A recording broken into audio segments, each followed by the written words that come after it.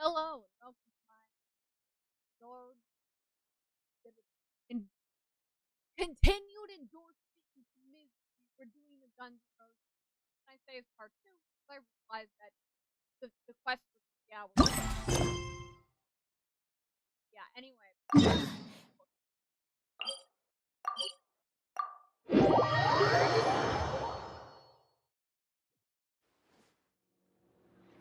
yeah. I already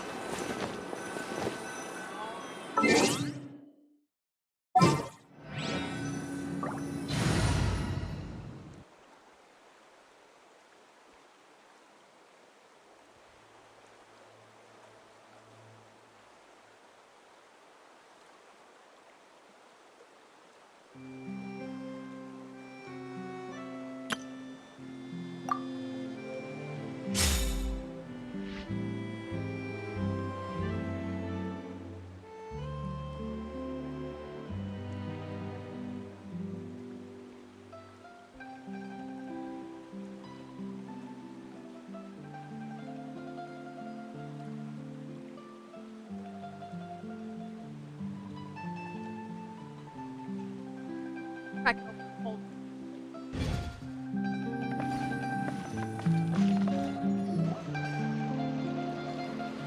My mic's down really low. Seriously? But, Mr. Morris, I don't understand, sir. How could you only be telling me this now?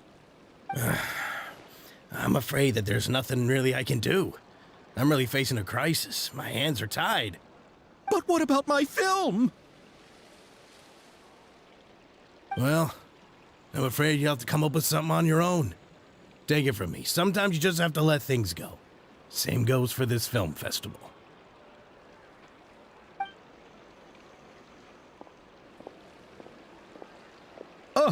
Oh. Hey, isn't that Xavier? So he's back in Fontaine now. That's Xavier? I thought his name was Xander or Xavier. Oh, why, if it isn't the dear Traveler and Paimon. I really didn't expect to bump into you here at this time. Isn't this guy from Inazuma? Well, I was doing just fine until I received some terrible news just now. The investor I was working with for my upcoming film has fallen upon some hard times and is no longer able to provide the promised amount of funds. Can't you just find a different investor? Unfortunately, that's not how it works. We had signed an agreement specific to the Fontanalia Film Festival, stipulating that I cannot work with any other investors until the festival is finished. The Fontanalia Film Festival? What's that? Oh, is this your first time participating in Fontaine's Fontanalia Film Festival? You are. Then allow me to fill you in. The Fontanalia Festival was established to commemorate the legendary Loch Knights, who went on a quest to search for the Oceanids, and eventually welcomed the Hydro Arconageria.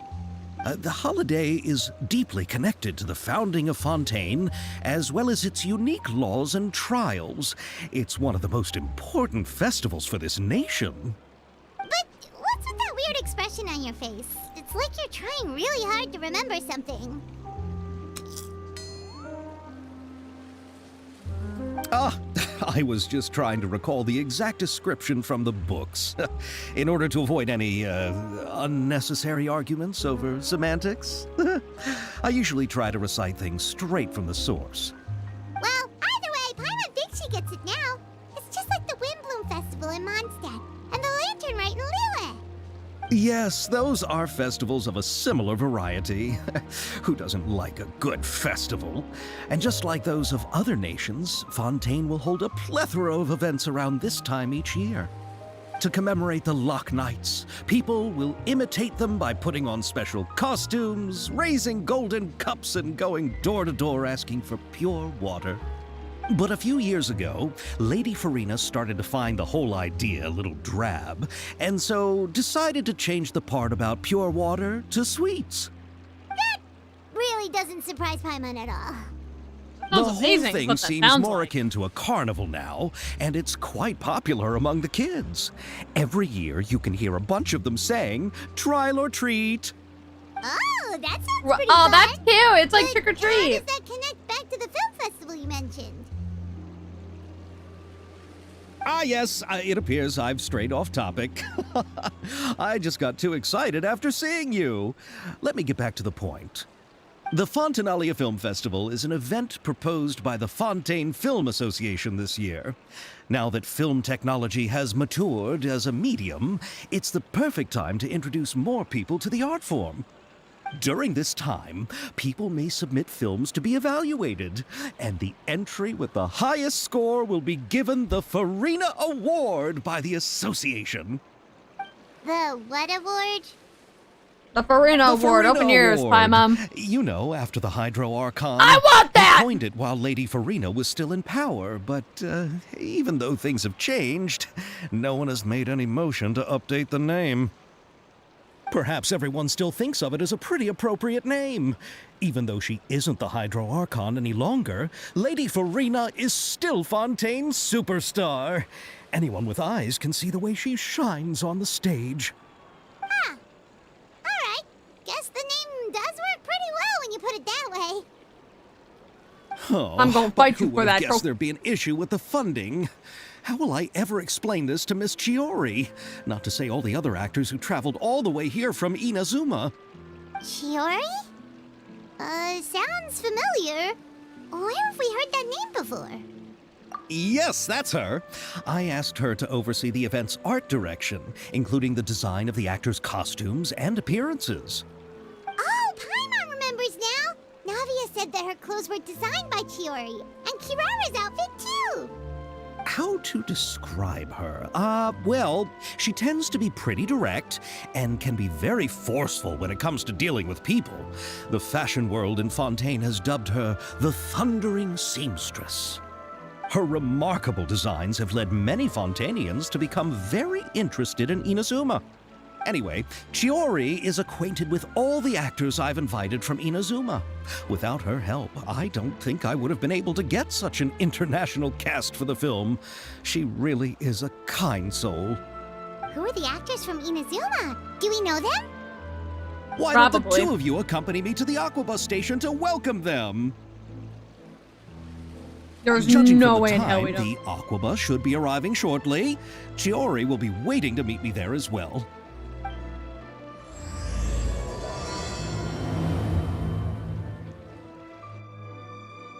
I'm struggling to see, like, I'll probably understand later on, but I'm struggling to, like, tell right now how this event would have to take 3 hours to explain. Well, this is really well, like, pictured.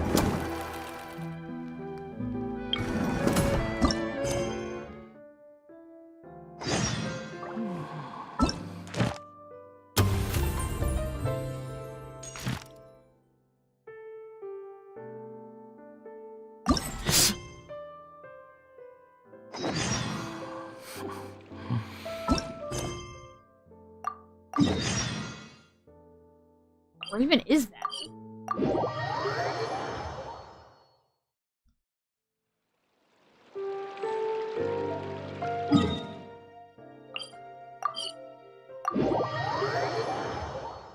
I went to the wrong waypoint.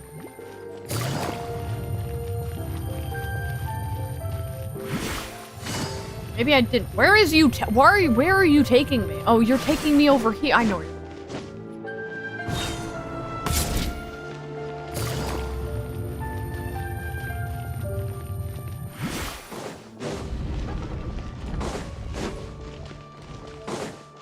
Take it easy.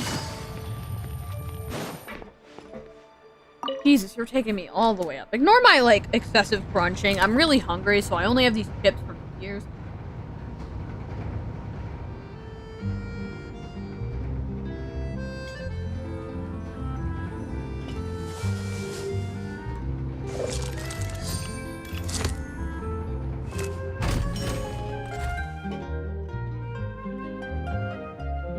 Is this where I had to go?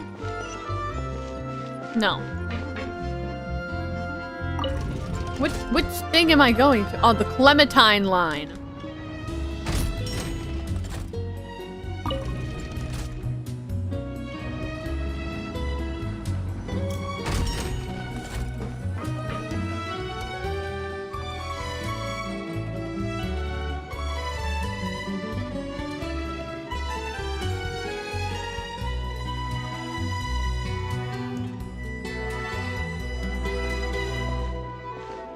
Miss Chiori? Or Geo something. Your talk with the investor sure went fast. The Aqua bus hasn't even arrived yet. Oh? And who are they? Allow me to introduce you. This is the Traveler and Paimon. Pleased to meet you. Likewise! We've heard the owner of Chioriya Boutique is a skilled seamstress, so it's a real pleasure to finally meet you in person. Why, thank you. I strove to create an outfit that matched her high social station as the demoiselle. So tell me, what happened? I can tell the conversation didn't go quite as expected. Well, it's like this.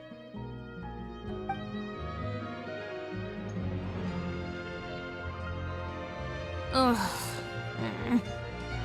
I know, Chiori, you don't have to say it.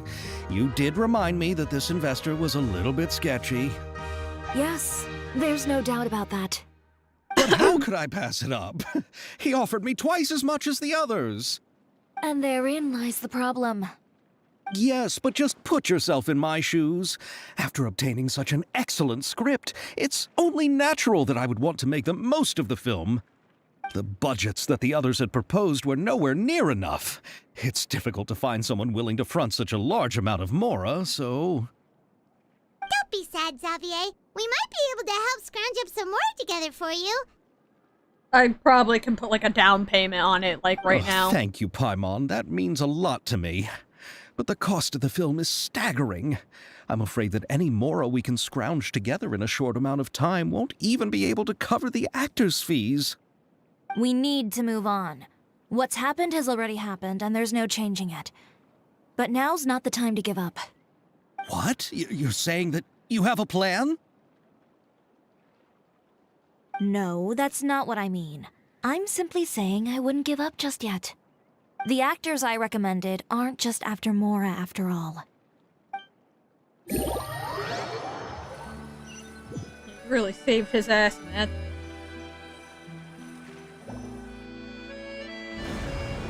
You got Ayato in on this? Ayato, Ayaka, Yoimiya. Really? Then where do you live? We Malazines live in Marcy Village. The only way to enter is from underwater. Oh, you must be pretty tired after work every day, right? I mean, you have to swim all that way just to go home. We are so thoughtful. But some Malazines choose to live in the Court of Fontaine because it's so much more convenient. Aw, she's chatting with the Mellas. Oh, we've arrived. But I haven't even finished chatting with Abel yet. I also enjoyed Abel's introductions to Fontaine along the way. Everything you described was so clear and detailed that we can't help but want to hear more. Thank you so much. I'm usually working here on this aqua bus, so I hope I'll have the chance to see you again. There are still many more places I'd like to introduce to you. The Melazine. Wait, I remember the Melazine having a different voice. Now I think about it. Welcome to the Court of Fontaine. Chiori, you sure have changed a lot. This is the first time we've seen you since you left Inazuma. I haven't realized it's been so long. I was in such a rush when I left that I didn't even get to say goodbye. Thank you for extending the invitation, Mr. Xavier. I'm looking forward to a fruitful trip here in Fontaine. It's an honor to have the head of the Kamisato clan visit us. So they're who you meant when you said you had actors coming from Inazuma? Oh? It's the Traveler and Paimon. Wow, what a coincidence! Ayaka and I were just talking about you on the way here. Are you also here for the film? We just ran into Xavier earlier and came over with him. But I'm not an actress.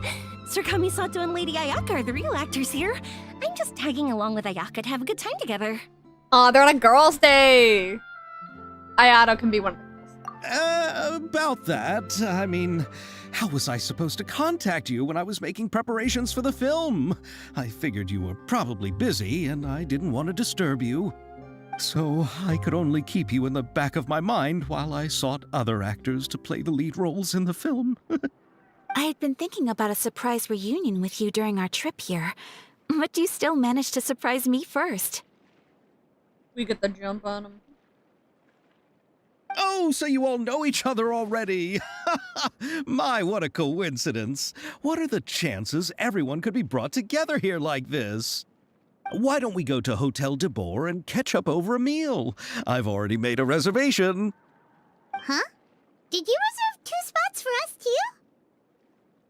Yes, of course, of course. I'll be sure to tell the boss to serve a few more delicious dishes just to make sure there'll be enough food. Very well. Then please, kindly lead the way, Mr. Xavier. Your luck isn't luck, it's a predetermined Genshin quest. That's what you got.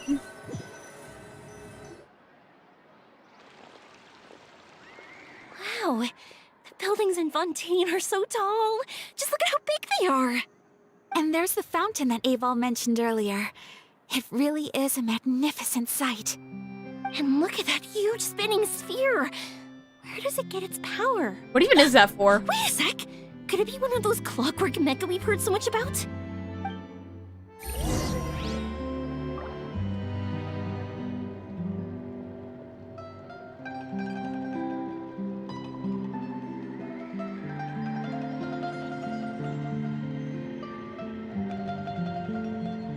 Navigating the world is a whole lot easier with a few different identities to choose from.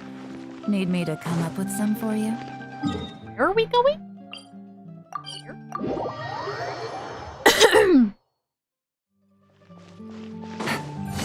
Oh yeah, this is a restaurant.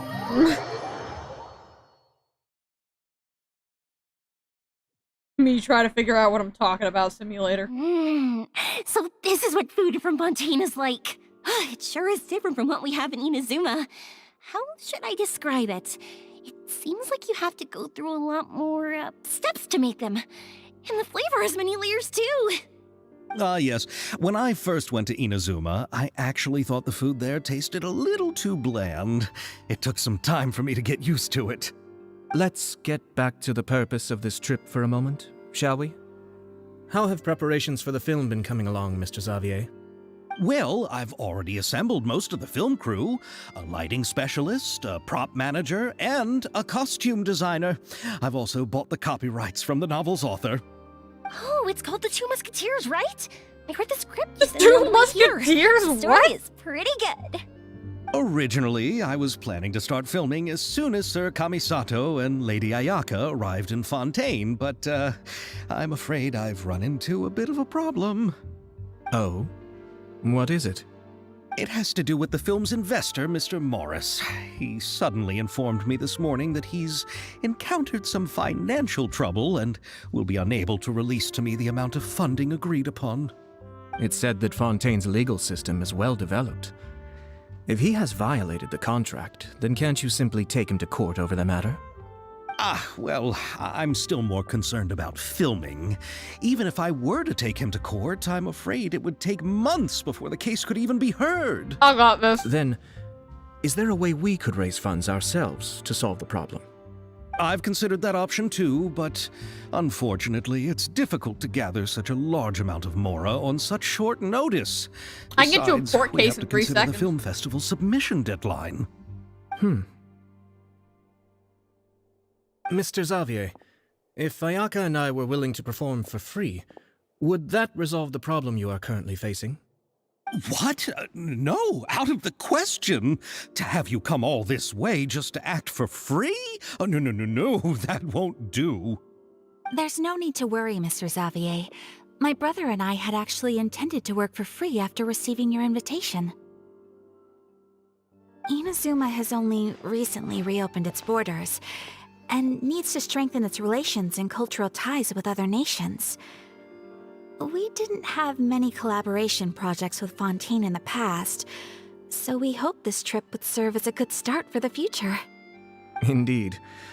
You could say that's the real reason why the Yashiro Commission agreed to come to Fontaine. I understand, but having you two act for free just doesn't seem right. Not at all. While we're officially here to conduct a cultural survey of sorts, we must express our sincerity if we want to establish formal cultural ties with your nation. This film will serve as proof of friendly cooperation and cultural exchange between Inazuma and Fontaine. It's my hope that the film can be finished and released as smoothly as possible. If you still don't feel comfortable with this arrangement, I would also be more than happy to be introduced to some other renowned individuals in Fontaine's literary and artistic circles. So you're telling me you're willing to be racist, but you won't take advantage of the convenient friends that said they're very willing to help? How the hell does that work, Traveler and Paimon? All right, I'll do as you say. Thank you so much. I'll make sure to cobble together enough mora now, even if it means selling my house, my camera, and every single family heirloom. Come on now, no need to go that far. I'll also help you out as a brand sponsor.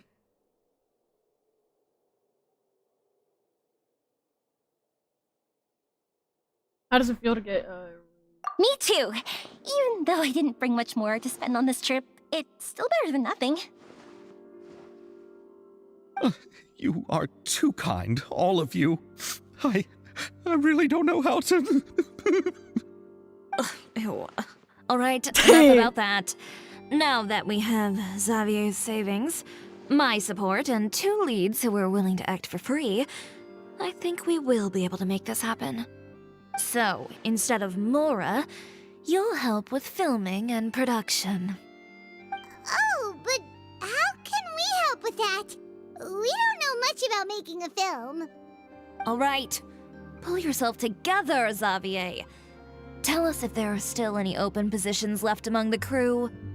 All right. Let me think.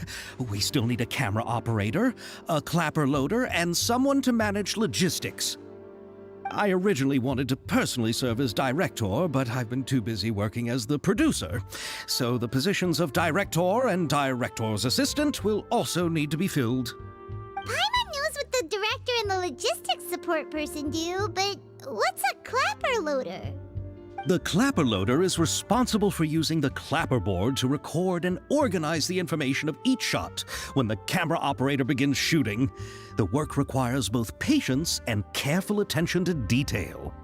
A clapper board? Oh, you mean the thing they hold that goes clap whenever they start filming? Yes, that's right. Are you interested in that job? For sure! Paimon's always wanted to try that. Alright, then you'll be our clapper loader.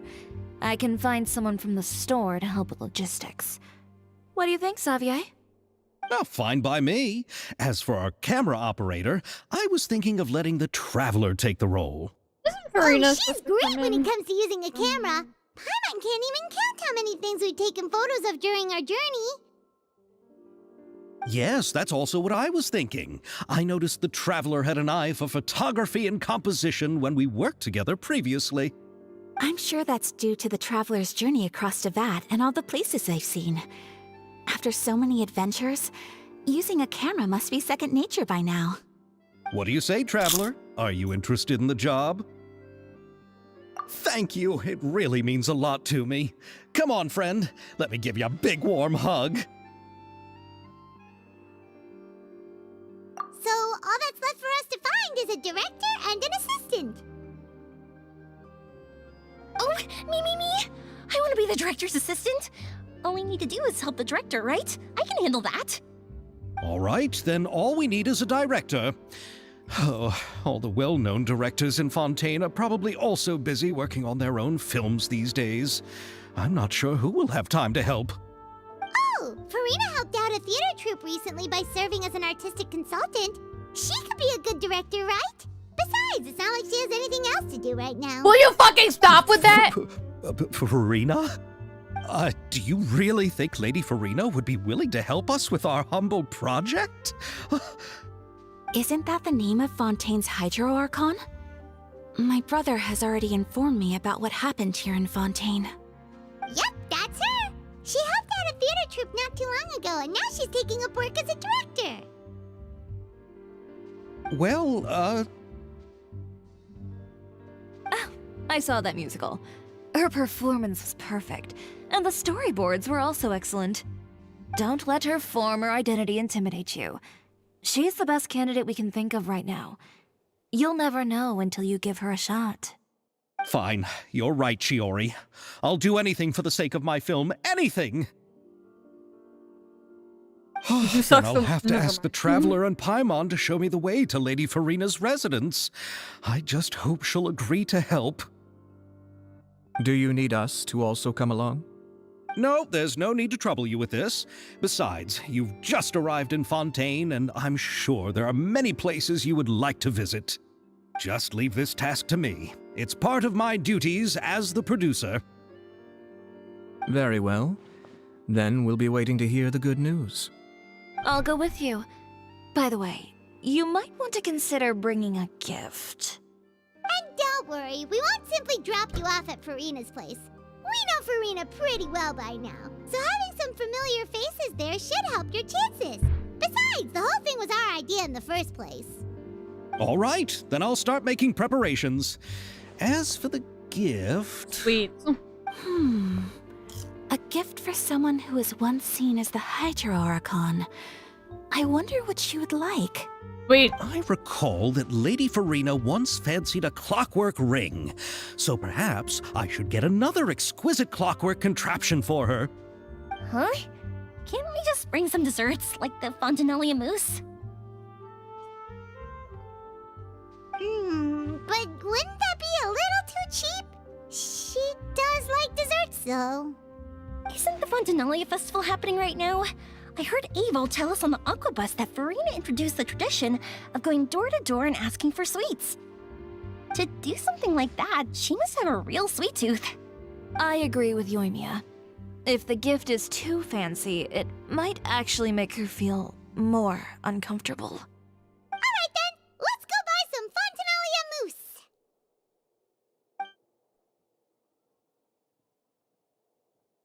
But will that really be enough? We'll be asking her to do a lot of work, you know.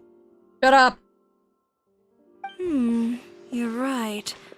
We need to further sweeten the deal. Huh? You want something even sweeter than Fontanellia mousse? Yes, we'll need a gift that's sweeter than any dessert in the world. But what could that be? Your words of praise.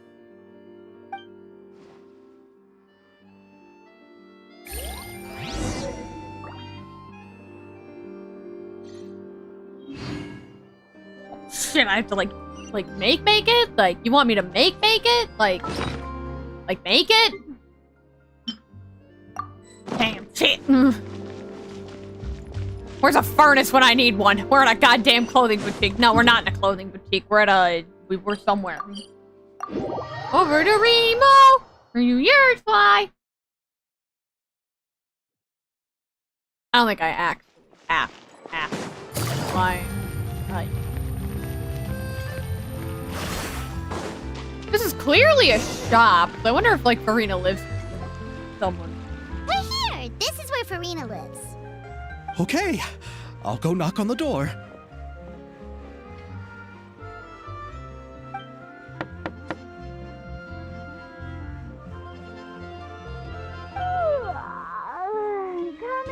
Coming. Seriously, who's knocking before afternoon tea? Who are you? Lady Farina, please allow me to introduce myself. I am Xavier, a film director. Hello. Oh, is that the Traveler in Paimon I see behind you? And who's this? I'm Chiori. Ah, the one from Chioria Boutique. Hello. So, what are you all doing here? Do you need something? Did you just get up, Farina? It's already past noon, you know. Huh? Oh, Paimon means the weather is so nice in the afternoon and the sun is so warm. Just like how you make us feel. Sleeping in late is a really smart idea. No. I was just up late last night reading some novels. What does sleeping in have to do with the weather? This is a small gift we've prepared for you, Lady Farina. We hope you like it. No need to be so formal. I'm just a regular person like everyone else now. Oh, is this Fontinalia mousse? It's one of my favorites. That's great! So, actually, there's something we need your help with. Given your renowned passion and understanding of drama, I would like to ask that you serve as the director of our film crew. Oh, but didn't you just say that you're a director? Yes, but for this particular project, I'm mainly working as a producer. Besides, I'm sure that your understanding of the performing arts far surpasses my own, Lady Farina. Are the Traveler and Paimon also part of the film crew? Yep, we sure are. Paimon's the clapper loader and she's the camera operator. Camera operator? That can be a pretty technical job, and it directly affects the final quality of the film. Are you really up to it? No, I'm not questioning your abilities. It's just that I've never really seen you use a camera before. Maybe you can come up with a test for the Traveler and see for yourself. If she can satisfy you with her camera skills, then you'd have nothing to worry about and can join the team. What do you say? You sure are getting better at rolling with the situation, Paimon. Oh, I do wish to see how skilled the Traveler really is with a camera. All right, how about this? We'll work with what we have. I'll give you some scenarios and see if your work is up to my standards. Very good. It's essential for the camera operator to understand the director's vision. I'll make my decision after seeing your work. Are you ready? I have high standards, you know. Sure. You can come back once you've reviewed the basics of film composition and feel ready. Are you ready? I have high standards, you know. Okay. Grab the camera and I'll give you a scenario.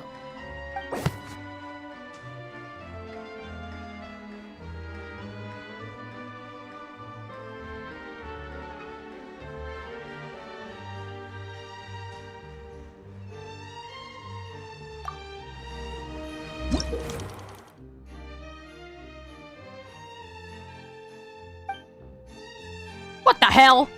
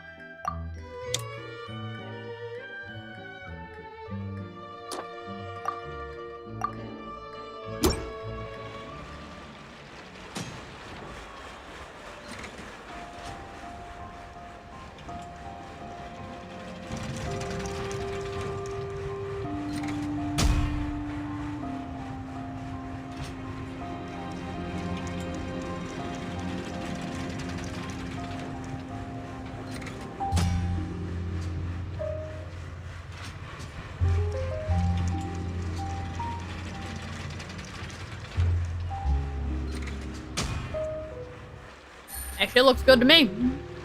Oh, it appears that you have more skill than I thought. All the shots had a great composition, and I could really feel a connection to the characters and their lines. Yeah! Does that mean you agree to be our director, Farina? Did you think I would agree just like that? After our performance of the Little Oceanid, I've begun to make a name for myself again, you know. In fact, I've already had several troops approach me for the Fontinalia Film Festival. Unfortunately, the scripts were all pretty boring and didn't pique my interest. If others were to find out I agreed to work with you so easily, then, well... Hey, but didn't we have a deal? What else do we need to do to convince you, Farina? Well, what about the pay? Huh? You know, how much you're willing to pay me to be the director? The pay is also an important factor for me to consider, you know. Well, I can offer you this much? What? That's all? If Nervilat were to hear of this, he could charge you with underpaying your labor. I'm sorry, but our crew is in a tight financial spot at the moment. I see. Well, even though it's highly unlikely now that I'll join your crew, there's still something I'd like to ask. Exactly what film are you planning to make? Oh, our script is an adaptation of The Two Musketeers. Huh? Wait, you mean the suspense thriller novel that was a #1 bestseller? Oh, so Farina's read it too. Of course I read it. I've always had a keen interest in artistic works that strike a chord with the populace. I see. It all makes sense now. You must have used most of the budget to pay for the copyright. Not really. The novel's author transferred the copyright to me practically for free once he heard that I wanted to make a film adaptation of the story. The lack of budget is due to another issue. He probably just wants to get his name out there. So, Mora isn't the most important thing to him right now. It reminds me of a delivery courier who wears one of my designs while traveling all across Teyvat. I didn't charge her much for the outfit either. The exposure she provides for my brand is well worth it. So, are you a big fan of this story, Farina? Well, it's alright. The pacing of the story is good, but the character relationships could use some work. When I was reading it before, I always felt like some things were left on a rather unsatisfactory note. I have high standards, you know. Ahem, Mr. Xavier, if, hypothetically speaking, I agree to be the director, how much freedom would I have in terms of script revisions and creative interpretation? As much freedom as you would need. I wouldn't dare doubt the tastes of Fontaine's greatest star. Good. Then I'm free to alter the script as I see fit? Absolutely, no problem. As long as it's not too far off the original.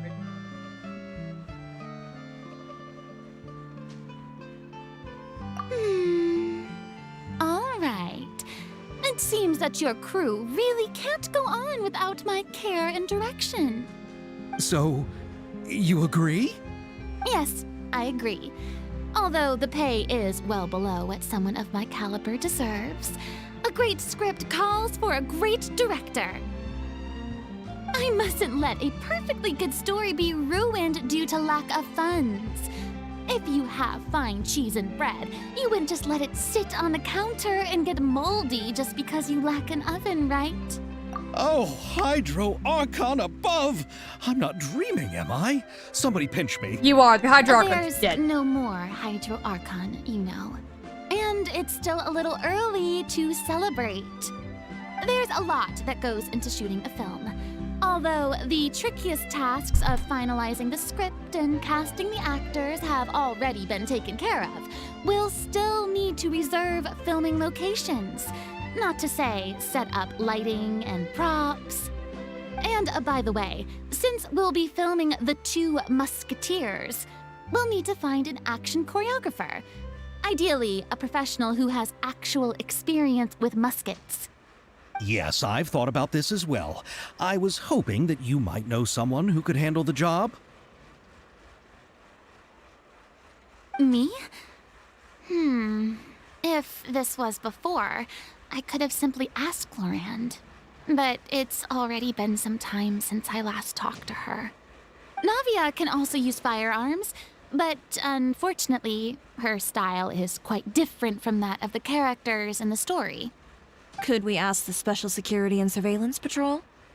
Oh, you mean the Special Patrol's Musketeers? Yes, that's right. They work with muskets every day. I can't think of anyone more qualified than them. They would be under Nervilette's jurisdiction. Unfortunately, I don't have any connection with them at all. So, in the end, we still have to start by talking to Nervilette. No need to go to all that trouble. I know their Captain Chevres. Oh, you do? Wait, Chiori, how do you know the captain of the Special Patrol's Musketeers? You made her outfit, didn't you? No particular reason. Running a business means dealing with some trouble from time to time, and she's helped me out on a few occasions. In return, I've helped her handle a few situations in which the Special Patrol couldn't get involved directly. So, we've gotten to know each other over time. So you're saying there's been times when the Special Patrol needed a fashion designer to handle a situation? Your work is becoming more and more mysterious. It'd be best to keep it that way. Anyway, enough about that. What do you all think about asking the captain to be our musket action choreographer? She sounds professional enough. She is a captain after all. I have no objections. But I imagine the Special Security and Surveillance Patrol must be busy with their duties. Do you think she'd really have time to help with shooting a film? And then there's the issue of pay. Well, it just so happens that she's also not the kind of person that's just after Mora. As for whether she has time, I'll have to go and ask her first. Then I'll leave that to you. Macaroni's on sale today, so I've got to go. You can just tell me how things went when we discuss tomorrow's plan later. No problem. Farina, can I just Having say... Farina join feels like a big boost to our team. Of course. Just wait until the day of our premiere. You'll witness the true power of my name in these lands. You'll be so glad I agreed to help. I can guarantee that even the standing tickets will be sold out. I'll be sure to ask some people I know to see if they'd be willing to act as extras. Seems like you're finally getting more comfortable with your own reputation now. Fucking Nervilette is an Ask for the extra. Clapper Loader's commentary, Paimon. Then let's get going. I happen to know where Chevres is today. By the way, I'm curious. If my pay is so low, then what about our two lead actors? Didn't they travel here all the way from Inazuma? Actually, they told us that they see the trip as part of a cultural exchange, so they didn't ask for any pay. What? So is every person in Tevat who doesn't want money gathered here to shoot this film? Don't tell me Chiori isn't being paid either. I already knew Xavier from before, and he's also agreed to give my brand some good exposure. It seems the gods have really smiled upon you, Xavier. And that certainly doesn't include me, mind you.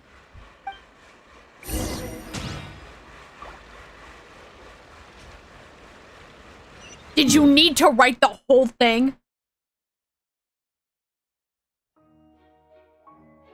They had to write the whole name.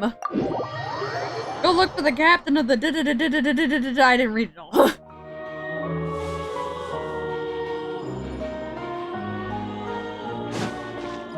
Why is Farina's execution theme playing? Oh yeah, because it's called Fontaine. I forgot, like, the main theme of Fontaine just also happens to be Farina's execution. All right, this is the place. But where's the captain? There's hardly anyone around here. She's over there. The one with an eye patch reading in front of the newsstand. Oh, her! Paimon could tell there was something different about her. She seems kinda intimidating. Please wait here for a moment. I'll go fetch her. She's working now, so you might not want to get in her way. Working? But isn't she just standing there and reading a novel? Just trust me. Oh, Alright, let's see what happens then. Chiori sure is a mysterious person. She claims just to be a fashion designer, but she knows all these powerful people. The court of Fontaine isn't particularly tolerant of visitors from overseas, so it isn't easy for a foreigner to promote their brand here. Even more so in the competitive world of fashion. Even a local like me just trying to make a film has to face all kinds of challenges. So I can only imagine what Chiori has been through to get where she is today. I'm sure that having more connections has definitely worked in her favor. Reading on the job? Detective novel. One main character? No. Multiple. Branching storylines. I see. How's the plot coming along? One of the main characters is about to make a choice that will affect the rest of his life. I'd wager he's going to make the wrong choice. Any way to speed things up? There's something I need your help with. You know that doesn't depend on me. It all comes down to what the character chooses. Which is exactly why I'm here to help.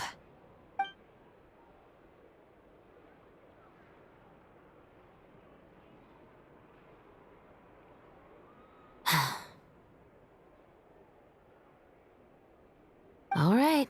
It appears he made the wrong choice in the end. Halt! Huh? What's going on? Hand over whatever you're holding. Oh, it's just a book. I didn't buy anything else. Then I'm sure you wouldn't mind letting me have a look. Excuse me, officer. I don't mind you standing around here, not purchasing anything, but I'd prefer if you didn't disturb my customers. It's bad for business, you know? Don't give me that act. You won't be able to get off so easily either. I am Chevras, captain of Fontaine's Special Security and Surveillance Patrol. I will say this one last time. Hand over whatever you're holding at once. And before you do anything unwise, let me remind you that I'll have you on the ground before you can even think about making a run for it. All right. I'll give it to you. But please let me say something first. If there's any contraband in that book, then the shopkeeper here is the one who slipped it in. I don't have anything to do with this. Why, you trying to leave me on the hook, huh? You were the one who said you wanted it. Save it for the interrogation room. Take them away, Letelier.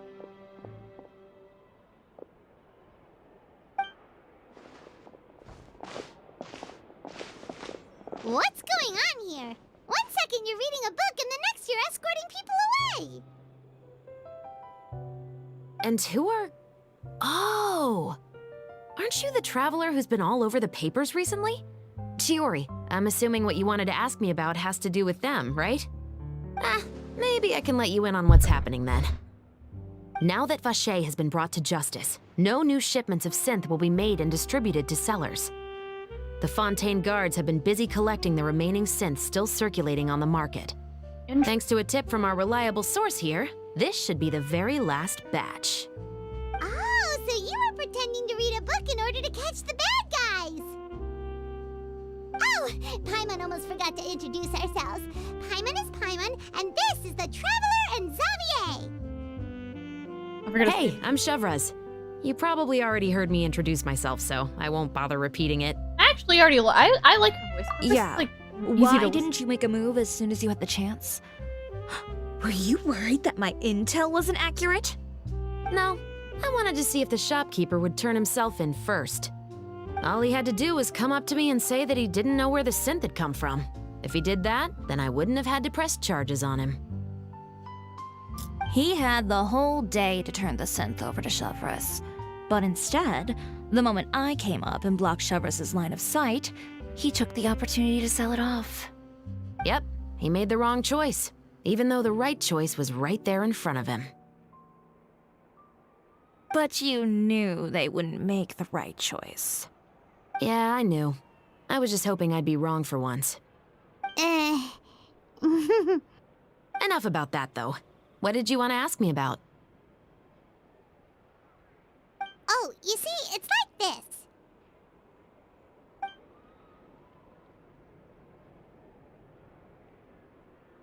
The Two Musketeers. You certainly have a good eye for a story. So what do you need me to do? Just be the action choreographer for the actors? Yes, that's right. I want to make sure we get all the details right.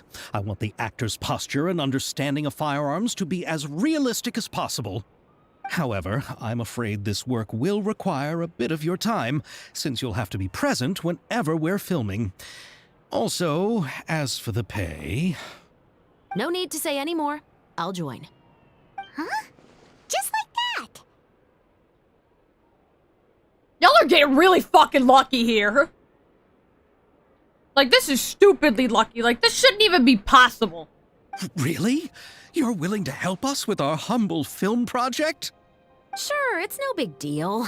As I said, we've wrapped up our investigation here, so I don't have any other tasks on my plate for the moment.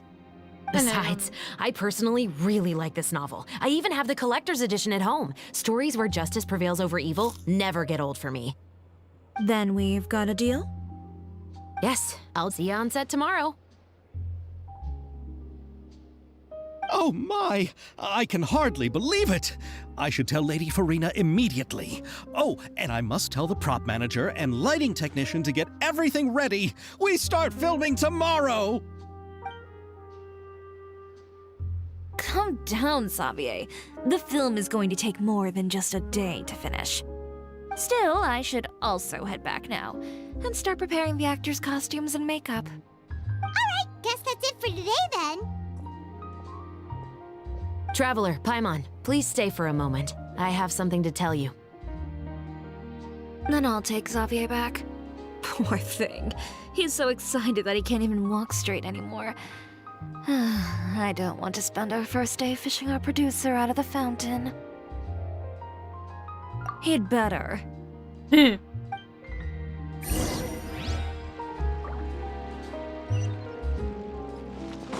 it easy.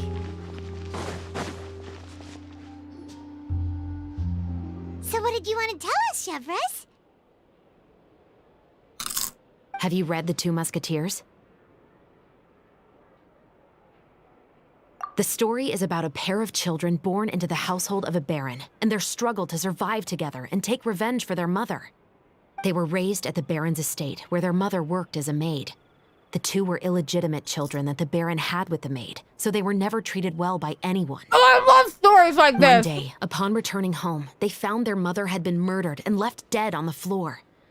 It was quite evident that the culprits were the other members of the baron's household, who never had any kind words to say to them. However, the Baron was able to exert his influence and keep the whole thing under wraps. The mother's death was eventually deemed as a suicide, and there was no chance of bringing her murderers to justice. The two siblings decided to flee and someday avenge their mother. Many years later, members of the Baron's family suddenly started turning up dead one after the other, all killed by gunshot. A rainbow rose was found on each of the victims' bodies, being the flower that the kid's mother liked best. The Baron believed that the mother's soul had come to take vengeance on him, so he lived in fear each day. But it was actually those two siblings who had fled all those years ago. They relied on each other to survive and trained day and night, eventually becoming adept musketeers. They used all of their abilities to collect evidence and clues before executing their plan and exacting revenge on the Baron. Their actions let the truth behind their mother's death be known to all. That's quite an exhilarating story. Oh, that sounds like a that sounds like it make a good ass manga. Deserved for his evil deeds, and justice was able to prevail. It was just the kind of story I enjoy. Oh, so is that why you were so willing to join our crew, Chevres? You could say it was one of the reasons. Oh, you mean there were other reasons too? I've read the reports about you. Whether it was at the trials or when you lent your hand to resolve our nation's crisis, you've shown that you've got a strong sense of justice, as well as a great mind for deductions. Yes, you're as sharp as I expected. It seems you've experienced many similar situations before. There's been a recent murder case involving Muskets. The perpetrator's methods appear to be very similar to what is described in the novel. Huh? Really? But Paimon didn't see anything about that in today's papers. The Marechaussee Phantom hasn't yet released any information to the public because the investigation is currently at a standstill. The murderer is extremely cautious. A murder involving firearms? But not that many people use those in Fontaine, right? Impossible. We perform a routine inspection of our firearms and ammo reserves every day. If one of the weapons had been fired, it would stick out like a sore thumb. Besides, I trust the members of my platoon. However... Well, that's all I can disclose about the case today. Huh? What do you mean? I hope you all can go back and get some shut-eye. You can decide tomorrow whether or not you'd like to join the investigation with me. I'm aware this might not be the ideal time to add more to your plate, but the more capable people we have, the better the chances that justice will prevail. So you guys are down to help somebody with no pay, but you can't do this, which sounds significantly more interesting. Carrying out investigations isn't actually supposed to be our responsibility. Our job is to apprehend the perpetrators. Finding them is really up to the Marechaussee Phantom. You could say I'm taking part in the investigation out of personal interest. I don't want people to see Muskets in a negative way, and also, I'm concerned about the similarity between the crimes and the story. You mean they might be connected somehow? I suspect so. Just to make myself clear, this is not an order, nor is it a deal of any kind. It's a request, nothing more. If you two have any interest in the case after we finish filming tomorrow and are willing to assist me, then I would be most grateful. What do you think, Traveler? Fucking say yes! Right. Paimon's getting a little tired, too. We've really been hustling all day. You'd better head back and get some rest. It's good to keep a calm mind, especially when you're about to make an important decision. Otherwise, when the moment comes, you might end up like that shopkeeper and not even realize that the right choice is right there in front of you.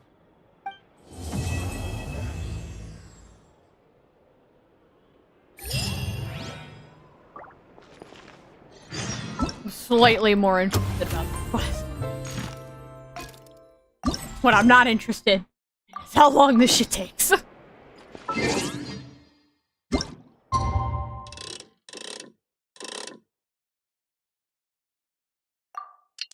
Yep.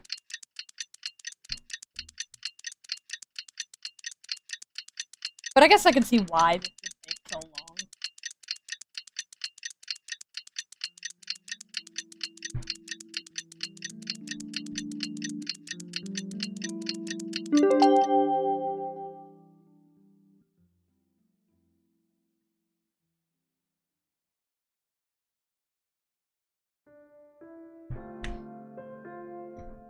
Pull, fix my chair real quick. It's finally time to meet up with everyone. Paimon even dreamt of making the film last night. If Paimon remembers right, we're meeting at Hotel de Boer. Let's get going.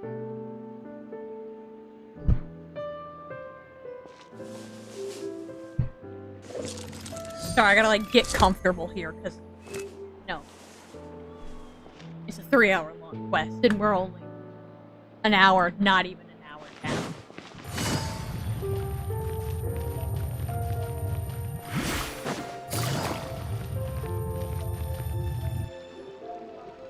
Ayaka, Yoimiya, you're already here. Good morning. Xavier said yesterday afternoon went well. Yeah, and how about you, Ayaka? What were you up to yesterday? After we split up, Ayato went to see Udex Nervillette at the Palais Mermonia. I can only, I was originally thinking of going with him, but he said he could manage it himself. He told me to go see the sights around Fontaine and to enjoy the local culture. So I rode the aquabus with Yoimiya and visited the Opera House on Aranias Island. Yeah, you wouldn't believe what we saw there. 2 mechanical puppets that were dancing together. You've already seen them, right? Yeah, those two. Amazing, aren't they? We sat and watched for quite a while. It was mesmerizing. Like we could keep watching them forever. Oh, it was the same for us the first time we saw them, too. Afterwards, we went swimming at the beach. Well, diving, to be exact. It was the first time I ever breathed underwater. I held Ayaka's hand and we counted down together. 3, 2, 1, and then splash! We were beneath the waves.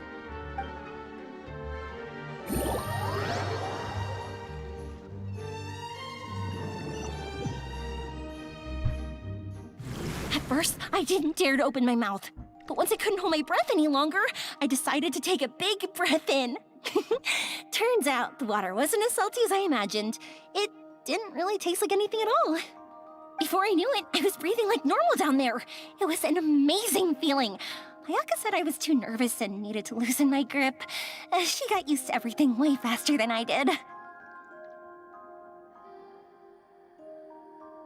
I knew that the Traveler could do it, so I had no doubt we could do it too. That helped me feel at ease as soon as we dove in. The underwater world in Fontaine truly is beautiful. I love seeing the Romaritime flowers blossoming underwater, like little candles lighting up the streets at night.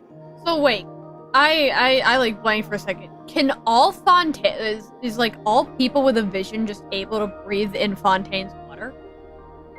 Yeah, and there were so many creatures that we've never seen in Inazuma. Like those fish that shimmer like a sword blade. Whoosh! Oh, and those big fish that call when they see people. Oh, you mean Hunter's Rays and Blubber Beasts. I just love the name Blubber Beast. Just wait till Pops and the others hear about this. They probably won't believe a word I say.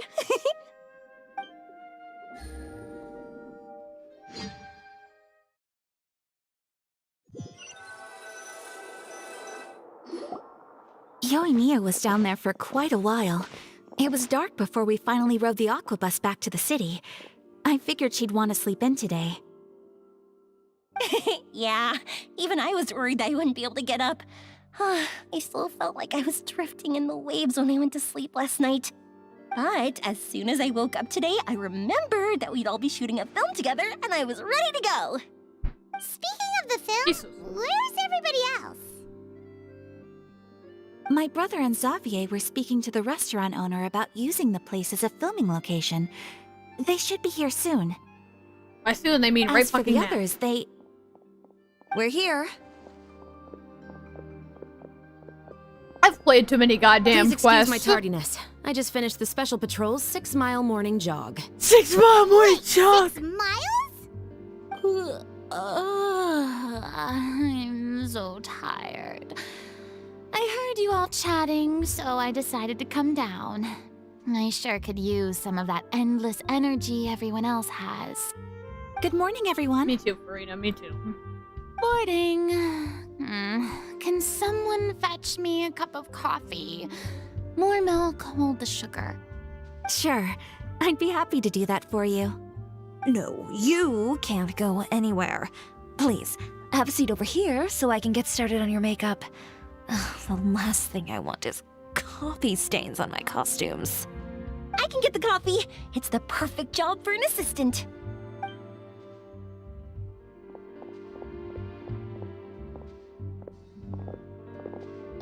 So much energy. Seriously, what's her secret? Farina, I'm relating a little too much It's to you always like here. that. But you sure look exhausted, Farina. It's because you're not used to waking up so early, huh? Fuck you, Paimon. Of course not.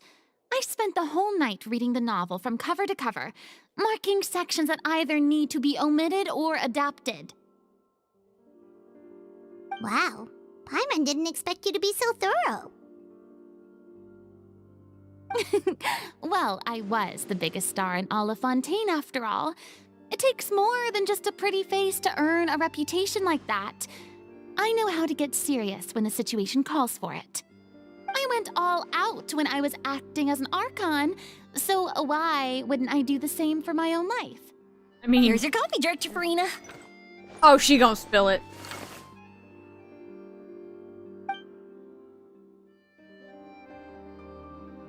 Oh, thank you.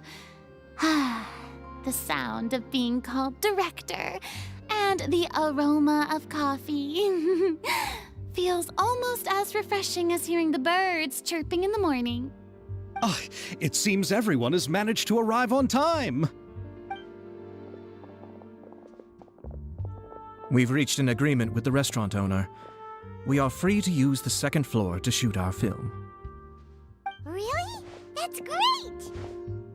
He is really looking forward to our film and hopes that providing his restaurant as a filming location will attract more customers. Well then, Mr. Xavier, I'll leave the rest to you. Okay, thanks. First, I'd like to introduce our new members.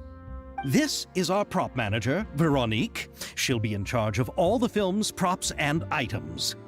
And this is Bonneau, our lighting technician. He'll be in charge of lighting and illumination to set up each scene's atmosphere. Wow. Sure feels like we have some real professionals joining the crew now. First of all, please allow me to first express my sincerest gratitude to everyone in the crew. When my investor informed me yesterday that he wouldn't be able to provide the funds, I really thought that this was the nail in the coffin for this film. I had no idea that I'd find so many people willing to help me on such short notice. Thank you. Thank you all from the bottom of my heart. No need to be so cordial, Mr. Xavier. We're all honored to be a part of this. Your works made a profound impression on me when I saw them back in Inazuma. I am sure that someday, this film will be remembered as a prime example of cultural exchange between Fontaine and Inazuma. Yes, the story is the reason I agreed to join. I can't bear to even imagine what this film would look like without the very best director. Anyway, I would like to make a promise to everyone that as the producer of this film, I'll do whatever I can to ensure that everything goes as smoothly as possible. This is not just my film. It also embodies the thoughts and feelings of every person here, as well as the endless effort we are about to pour into it. So, without further ado, really bad. the Two Musketeers will officially begin filming now! You may take it from here, Director Farina. All right, listen up, everyone.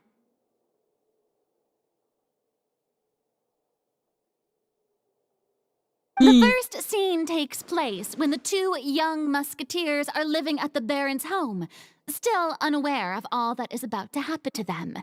We'll need props and lighting to set the scene. Our lead actors can go get their makeup done, and extras, please take this time to go over your positions. Whoa. Seems Farina's really kicking things into gear as the director. Is everyone clear? I don't want anyone traipsing around the set like umbrella finches. All right, cameras will start rolling as soon as the set is ready. Let's make a film that'll make some serious waves in Fontaine. Not the kind of waves that drown people. I mean the good kind of waves. My poor wife is so traumatized. Seems like she's still a bit traumatized by that. Yep. Poor wife. Anyway, let's go see if there's anything we can do to help. I think it's the longest, like, Genshin title I've ever seen on one of these. They had to put it into a cutscene for the whole goddamn thing. Damn!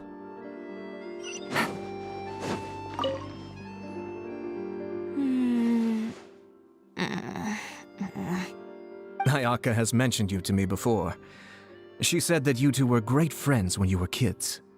No talking. I'm thinking about how to do your eyeshadow. Ah, yes. To help me really look the part. To achieve a more young and naive look for this scene. Are you saying the wrinkles around my eyes are too deep? You just have too much of a calculating look in your eyes. You sure don't mince your words. It seems you really haven't changed much. Quiet.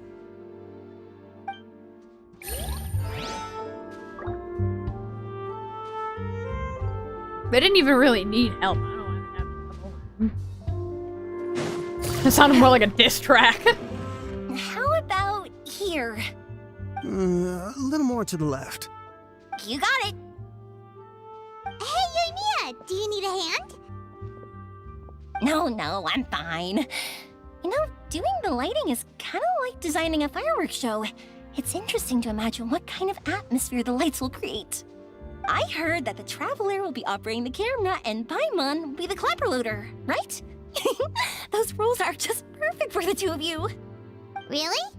Is that because it'll be easy for Paimon to hold the clapperboard while flying?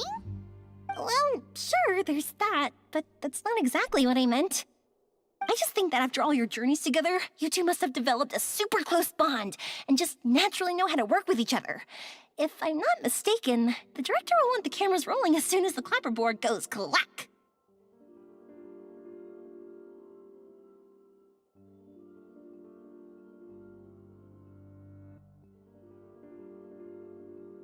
Oh, I see! It's amazing to see the magic behind filmmaking. Yumiya, we need lights over there, too. Oh, on it! I've got to get back to work. Chat with you later. Oh, it's exciting to see so many people working together to bring the film to life.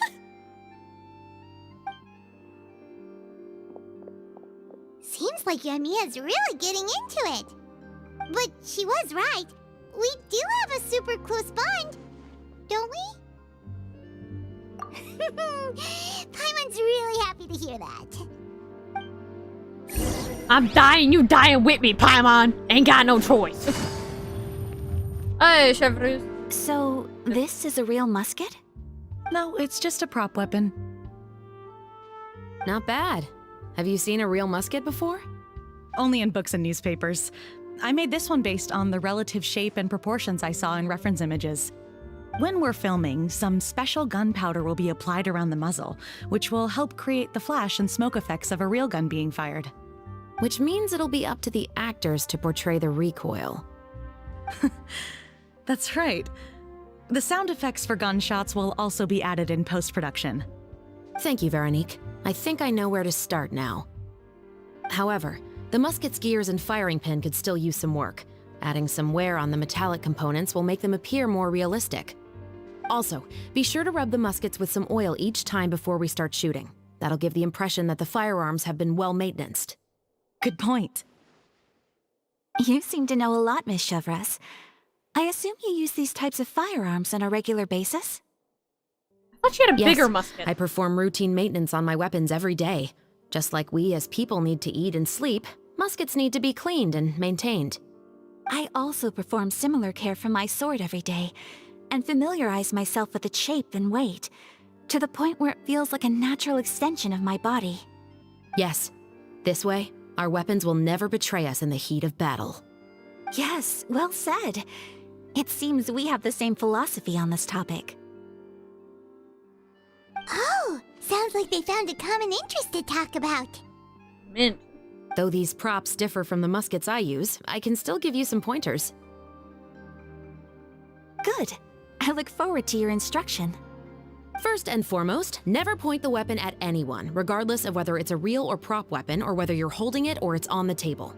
This holds for any time when you're not actively engaging an enemy. Okay, understood. When aiming the musket, extend your arm so that it's level with your shoulder and use your eye to look down the weapon's sights. Like this? Not bad. Now, try saying your lines. This is the end of the road for you. Good. Now turn your body a little. That way, you'll give your enemy less of a target to work with. And relax your shoulders. Here, allow me to demonstrate. This is the end of the road for you. Damn! Huh. She's about to execute someone in the most Excuse me, Miss disrespectful Chiori. way. Don't go try it. Director Farina, there's something I wish to discuss with you. Oh? What is it? Like this? Yes, much better. What do you think? I do see your point. But are you sure you wish to do this? I believe it would be most fitting. Well, if you insist. All right, I understand. Are you gonna take her place? Miss Ayaka, Miss Chevreuse, could the two of you please come over here? Huh?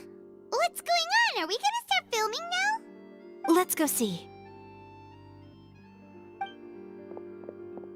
What is it? I have a question for you, Miss Chevreuse. would you be willing to play the role of a musketeer? What? To clarify, I would like to turn over my role to Miss Chevreuse. But, brother...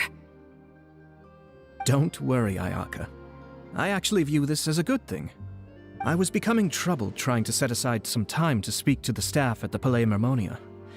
I would like to have some conversations about the cultural exchange between our two countries, and I've heard that the bureaucratic process here can get rather complicated. Now, I will be able to focus on my work. Besides, you also know that I'm not really one for public performances. Are you really sure? From a director's point of view, I also felt like the relationship between the two musketeers in the original story could be improved. The older brother in the story plays the lead role with his overbearing character, but this causes his character to overshadow that of his sister, and the theme of the two supporting and relying on each other isn't conveyed very well. But if we were to change the siblings to two sisters of a similar age, then that aspect of the story might come through more clearly. Also, I've seen you instructing Ayaka. That cold and dignified personality is exactly what we need for the older musketeer.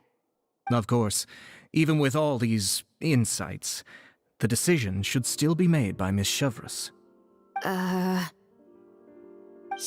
mentioned that she really likes the story, right? Paimon bets that she'll take the role. Don't be a dick, Paimon. All right, I'll take the role. Hell yeah. Good. It's decided then. I'll get started on making edits to the script.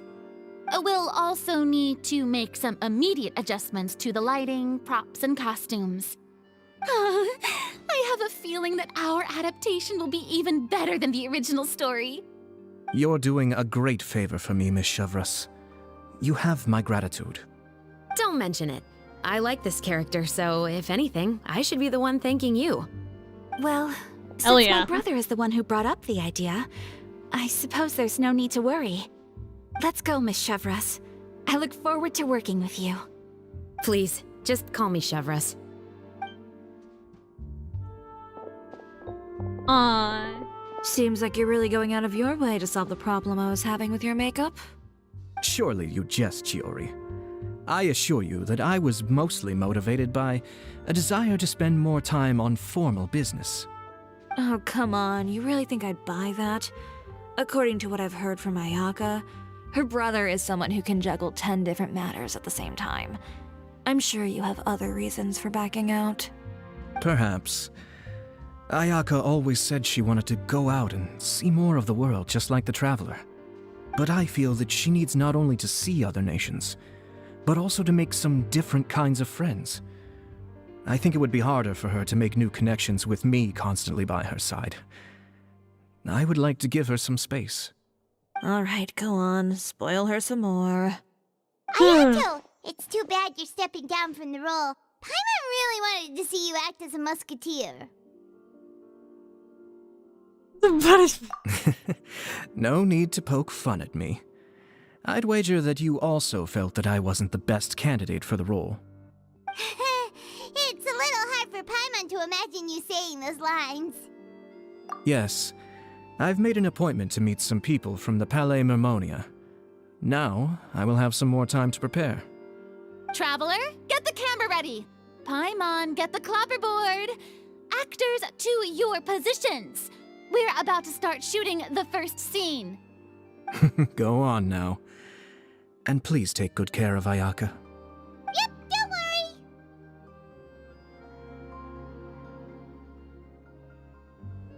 Thank you. I look forward to seeing the film when it's finished. All right, now that we're all here, let me help set the scene for everyone. The first scene takes place when our two main characters are still living at the Baron's estate. They've been ostracized and verbally abused by others in the household, but they still have no idea why. We want to capture how naive and innocent they are, despite their pain. Chevris will be playing the role of the older sister, Tulip, and Ayaka will be the younger sister, Iris. Be sure to get close-ups of the main characters at the right moment. Silence on the set! Lights, camera, action! Let's go!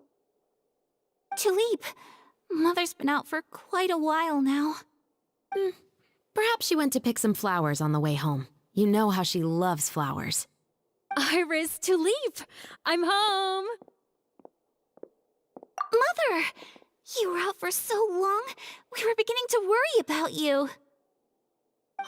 I'm sorry, but I'm back now, safe and sound. Here, I brought your favorite treat, apple turnovers. Mother, what are those bruises on your hand?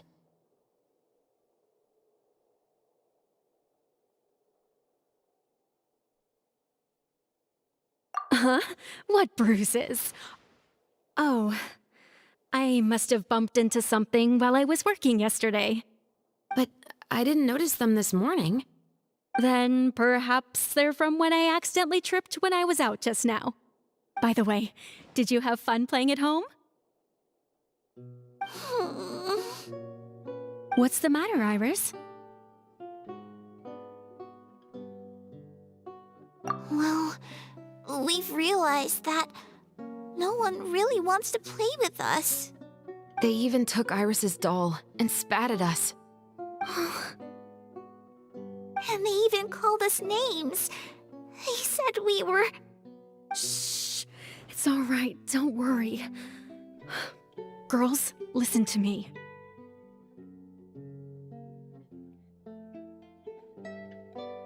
It doesn't matter what anyone says. Don't listen to them. No one can define you with such words. You both have wonderful lives ahead of you. Just like your names. You will both blossom like beautiful flowers. Maybe your time to blossom hasn't quite come yet, but one day, you two will bloom more beautifully than anything else. Don't let the soil you're in now ruin your future beauty. Understand? My dear daughters. And cut! Not bad. The actors' emotions were all on point. Let's keep that take. Also, if our clapper loader could avoid shouting at the start of the scene next time. Oh, got it. Damn it, Paimon. Great. I was a little worried that my nerves would get the better of me. What about you, Chevris? I felt fine. The lines weren't too difficult at all. Seems like Farina must have adapted the role nicely. You two were great. I couldn't tell it was your first time acting in a film. You should have more confidence. Thank you for your encouragement. Positions, everyone! We'll move on to the next scene after we try a few more camera angles.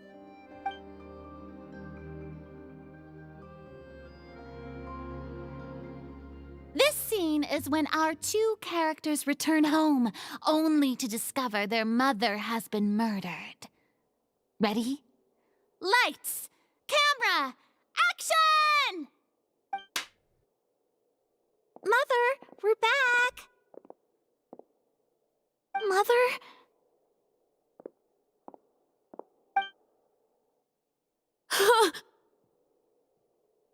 What's wrong, Tulip? Iris, stay away! Huh? Why? What's... Mother! Mother... She's...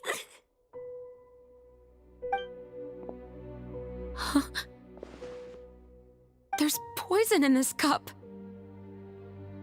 Huh?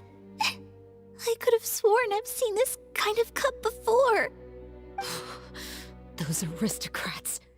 They didn't even try to cover up their actions.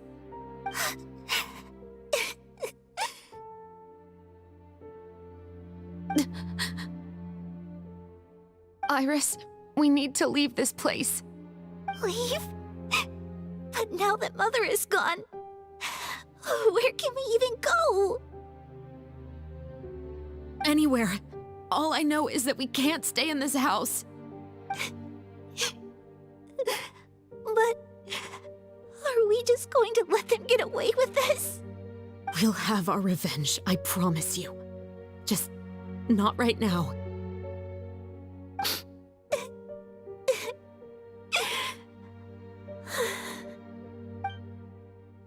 Come on, let's go. No, wait. We can't just leave Mother here like this. At least let me leave this rose with her. That's why we went out in the first place. To buy her this flower. All right. Goodbye, Mother. We'll avenge you. Someday. And cut! Beautiful! Damn, they did a good Great job. performance. Oh my, you're so amazing, Ayaka! And were those real tears I saw? How did you do it? I was surprised too. Thank you for the kind compliments. Actually, as soon as Director Farina said action, I told myself not to think about anything. I just felt the weight of the moment and became the character. It's quite similar to practicing the art of the sword. You clear your mind and focus only on what's happening in front of you. Ayaka's performance was amazing. Have I discovered an acting prodigy? Pipe down, everyone! We need to move on to the next scene! Farina's like, damn, bro, I need to see how good this is. That was good, though. Like, damn. They put her whole, like, body and soul into it.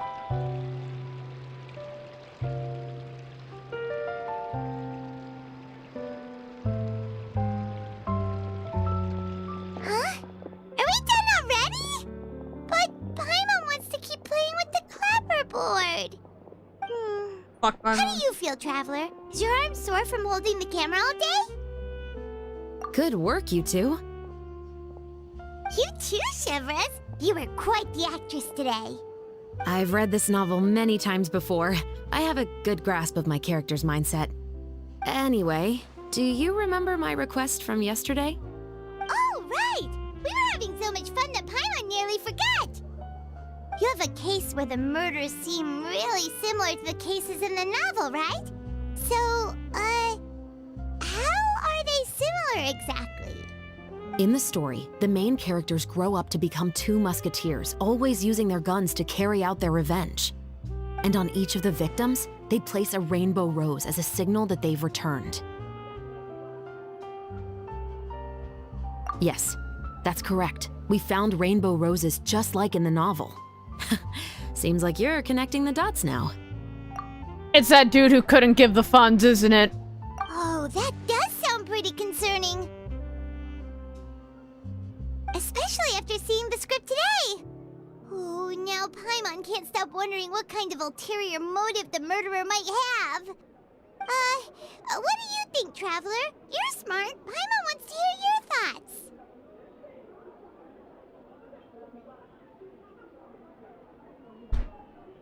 Good. On behalf of Fontaine's Special Security and Surveillance Patrol, thank you for your dedication to justice. There's no time to lose. We should start investigating right away. Follow me. Huh? Right now?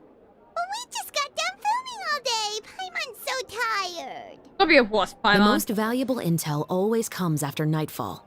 They are like small, remote islands in the middle of the sea. If you don't stay vigilant, you will pass right by them in the fog. That's how one of my favorite books always puts it, at least. So, where are we going right now?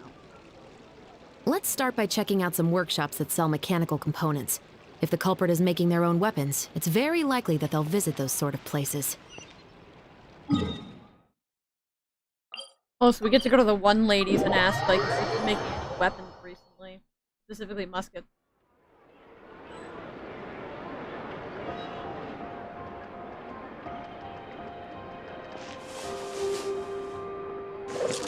Sorry, I had to get a nice, like, gulp of water. Not water, I'm drinking soda.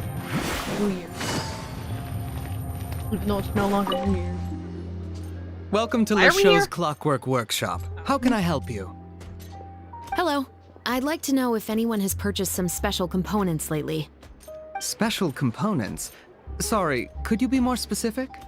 I mean the kind of components that aren't typically used for clockwork toys, but for firearms. Huh?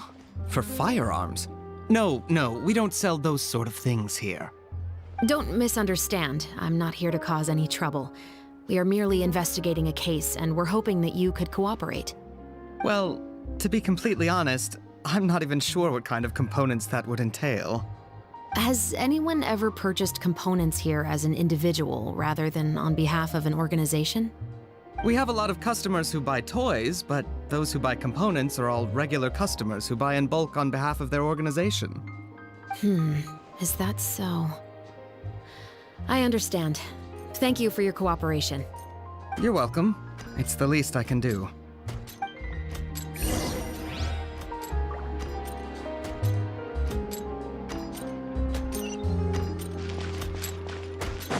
Ah, we're breaking and entering now. I too enjoy breaking and entering. Don't take that out of context. Take it easy. I thought this said the basement workshop. That's why I said, oh my gosh, hey, the basement Chevres. Simon. Run out of oil for your musket again? Hello, Estelle. I want to know if anyone has come to your shop recently to order some firearm components. Oh, is this another case? Let me think. I don't think so. Some people have requested that I make some prop guns for the Fontanalia Film Festival, but I refused all of those requests. Oh? Why's that? Because there's no profit! I only make things here that can do some real heavy lifting. I don't have the energy to make some new molds just for the festival. Then has anybody come specifically looking for mechanical components? Well, I usually sell off my scrap to the Fleuve Cendre. I don't typically give them to one specific person. I understand. Thanks for your cooperation. Don't mention it. Always happy to have the Musketeers' patronage. Seems like we haven't found any leads to go off yet. Yeah, unfortunately.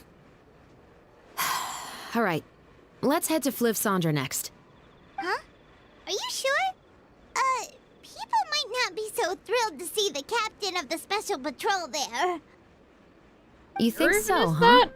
Then I guess you don't know. Huh? No what? That I grew up in Fleuve Cendre. Oh. Wait, where the fuck? Oh, it's under the map. That area.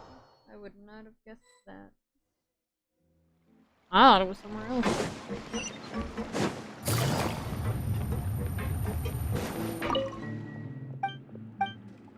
I talked the wrong goddamn. Wait, what do you mean about Virgil?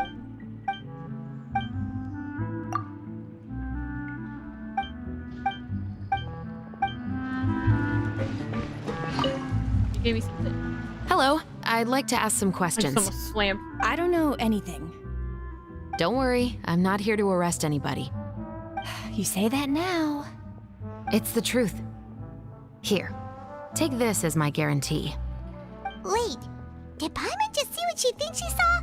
Is the captain of the special patrol bribing a citizen? Shut the hell up, Paimon. We're busy. Right now. Seems you're different from the other guards. What do you want to know? Have you heard anything related to muskets in Fleuve Cendre lately? Anything at all? Muskets, huh? All I know is that about 2 weeks ago, we started hearing some loud noises at night. So loud that it's been waking me up. Were they gunshots? Possibly. It's hard to tell around here. Someone's house collapsing, a pipe exploding somewhere, it's all the same.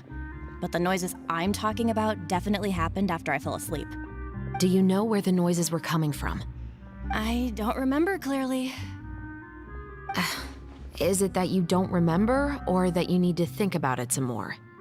You tell me. Then please, think about it some more. She's giving her even more Mora!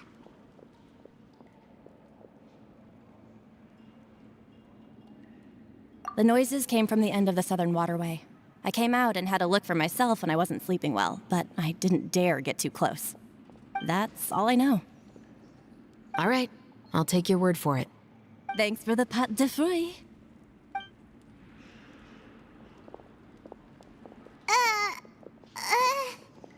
No need to be surprised.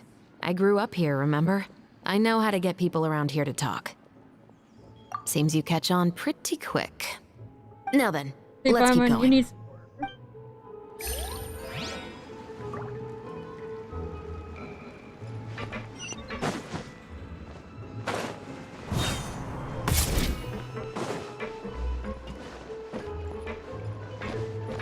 I do not need to be this up close and personal, but we're been a being while, this close Tetro. and personal.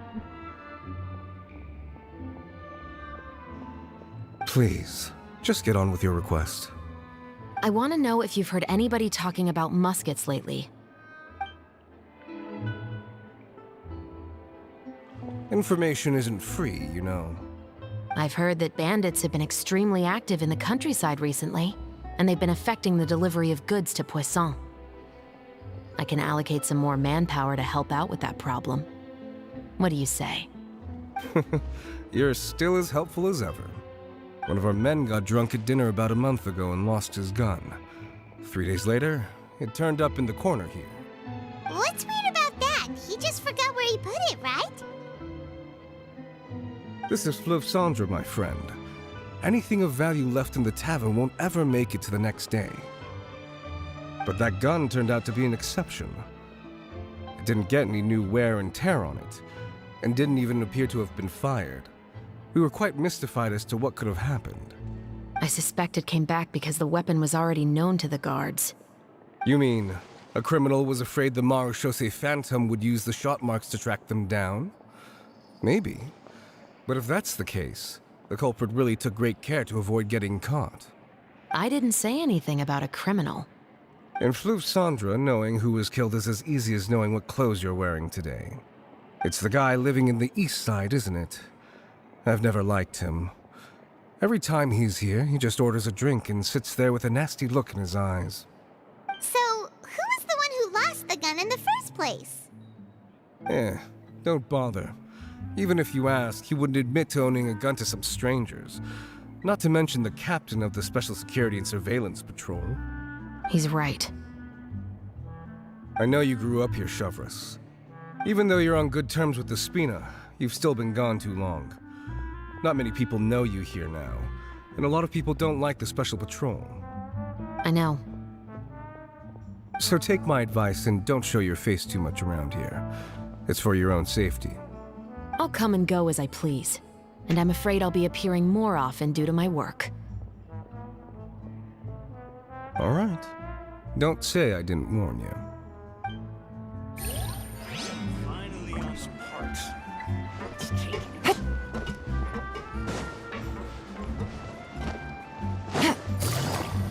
I'm like struggling to get out of the bar tavern after I got stuck like an idiot.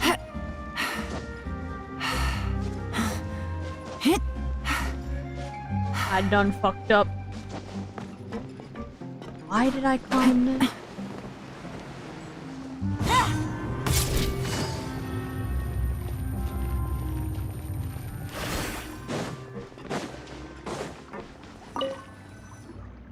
What's all this? Some broken planks and barrels, as well as some liquor bottles? Yes, but have a closer look, Paimon. Even though somebody has purposefully tried to clean them up, these are obviously marks from musket bullets. In other words, someone was here trying to improve their shot. They were using the barrels and bottles for target practice. Could it have been the killer? Your guess is as good as mine. Although many people at Fleuve Cendre own guns, few hide the fact from others. And even fewer would go to such lengths to hide markings from practice shots. Anyway, let's go. There might be more to this.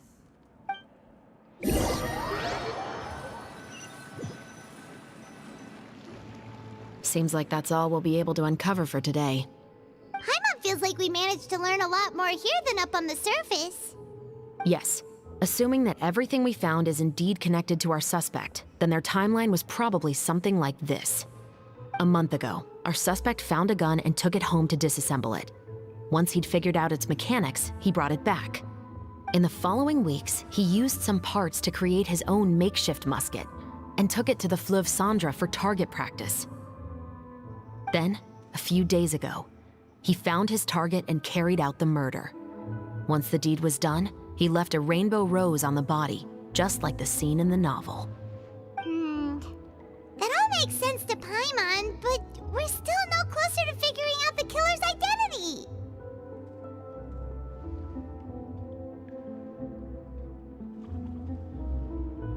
The deceased was a resident of Fleuve Cendra. It's said that he was a poor, solitary man.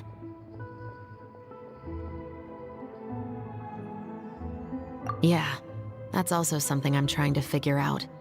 If we are indeed following the novel, and there's a story behind the murder, then this murder should be an act of vengeance. But according to our investigation, the deceased didn't have any enemies. He was no saint, but no one's heard of a rival who hated him enough to shoot him dead, much less care to leave a rose on his body. What message is the killer trying to convey, and to whom exactly? We've thoroughly investigated that possibility. He claims to have spent the whole day at the Opera House on the day of the murder, and the staff there have confirmed his account. Okay, so he has an alibi. Not only that, he lacks a credible motive as well. He has a family of his own, and both of his parents are still alive. I've looked into his records. He was adopted at the age of 6, and all the proper procedures were followed. There are also records of him at an orphanage before then. In the story, the mother of the 2 musketeers was murdered after the children turned 10. Of course, he could have changed the children's ages, but I don't want to assume anything without evidence. More importantly, I've also had a chat with him in person. He didn't seem like the kind of person who would pull the trigger to kill a man. Then, what should we do now? We have all this new information, but it doesn't help us move forward. Investigations take time. I didn't expect us to catch the culprit in just a single day. How about this? Let's spend the next few days filming with the crew. We can continue the investigation once we're done with the film. I'm sure that given time, new leads will present themselves.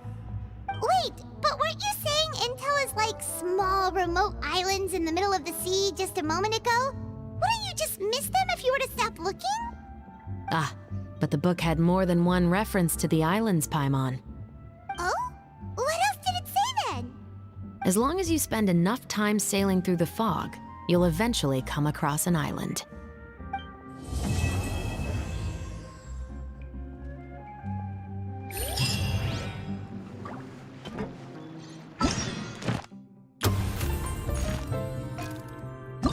Only on 3 Gs. Oh, I have to wait. Okay, next day.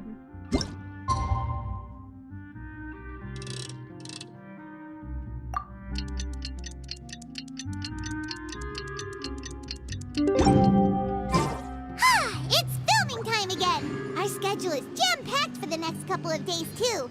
We've got so many different locations and sets to cover.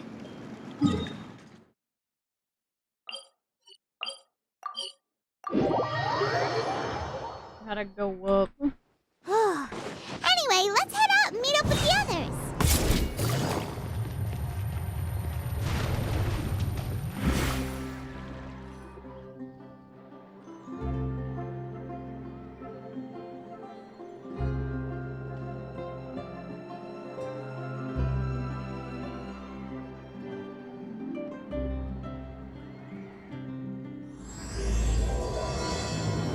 That's pretty.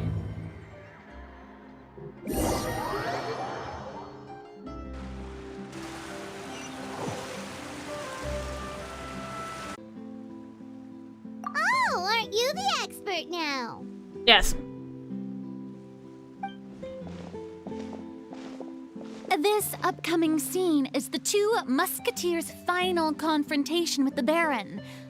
There will be quite a bit of action, but no choreography beyond what we've already rehearsed. Anyway, get ready. Lights, camera! camera! Action! The view is beautiful tonight. It reminds me of that fateful night 10 years ago.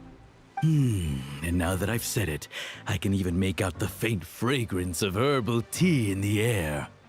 Enough, villain! It's time that you pay for the death of our mother! My dear Iris, have you forgotten your manners? How can you speak like this to your own father? I'd sooner swallow all of my teeth than call you father. What did I expect? Seems the daughters have turned out to be just as obstinate as their foolish mother.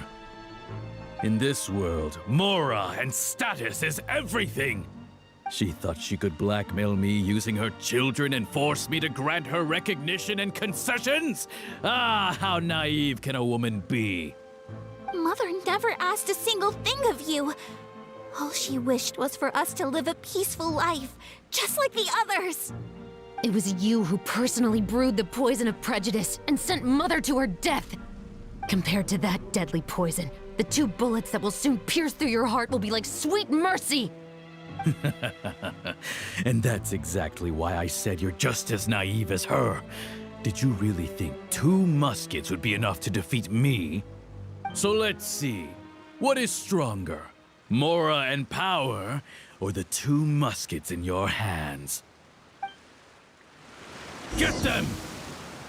Tulip! There are too many of them! It'll be okay. I got a We'll come Glock in my hurry.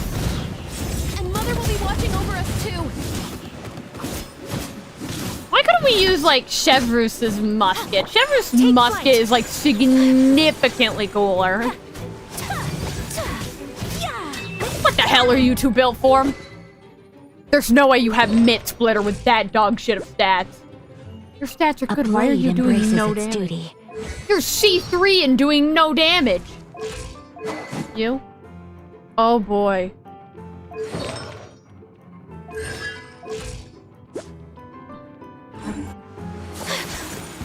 Classic Genshin character building. Get ulted.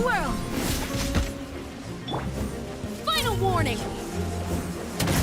Oh, I want to hit a headshot. Justice will prevail. Listen, I want to have fun. You've lost. To think I'd lose to my own 2 kids. Your ass literally.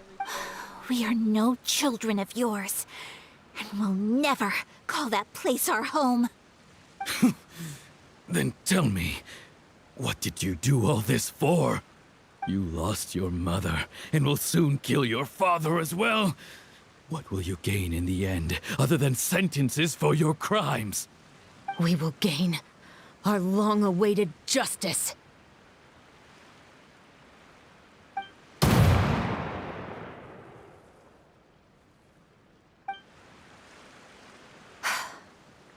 It's over. Finally, it's over.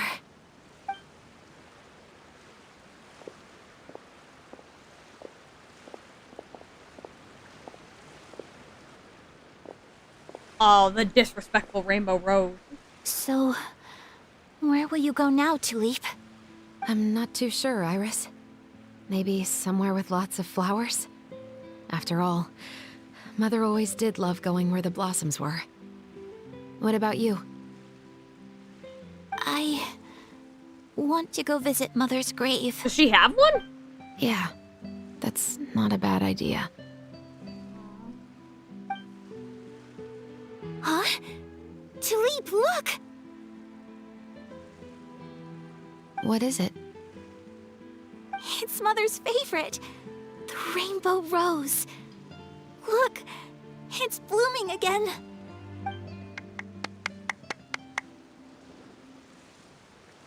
Excellent! That was beyond mesmerizing. Even I didn't expect the scene to go so well. And we got it in a single take. All right, everyone. We've got a wrap for Tulip and Iris. Congratulations, Ayaka and Chevrus!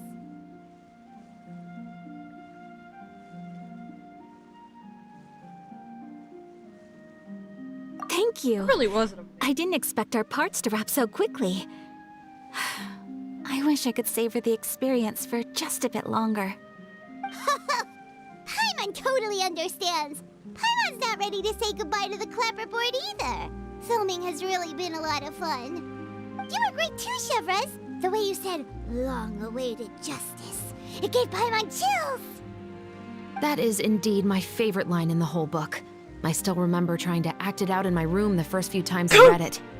Paimon would have never guessed you're that type.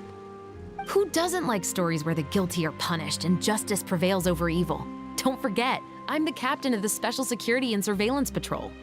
Captain, I have something urgent to report. Please excuse me, everyone. I'll be back in just a moment. It's okay, don't worry about us.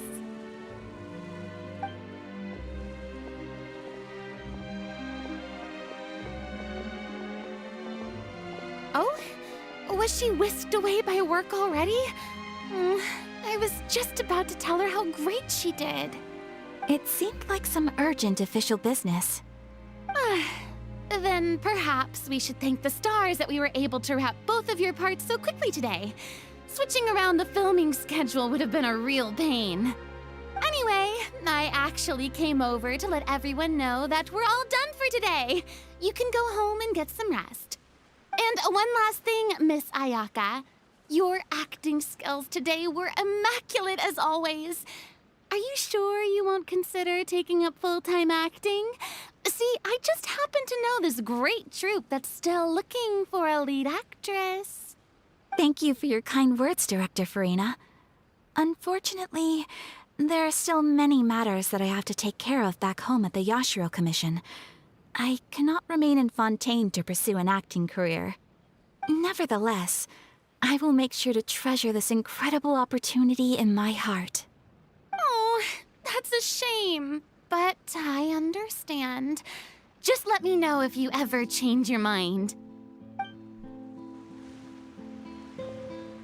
I believe it's also about time for me to take my leave.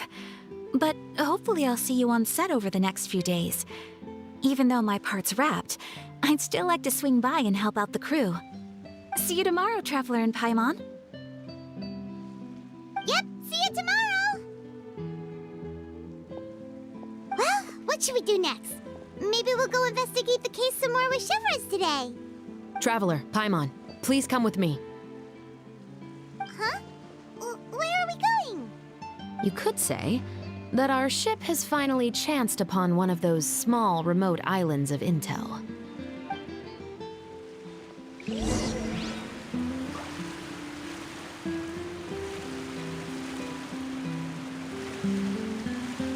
Damn, where are we going? Oh, literally on a small remote island. Bro was joking. No, bro meant that literally.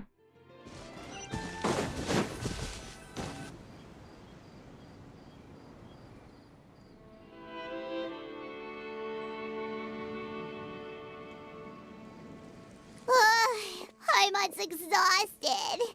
Paimon definitely didn't expect having to float this far after a full day of filming. So, Chevres, why did you take us here?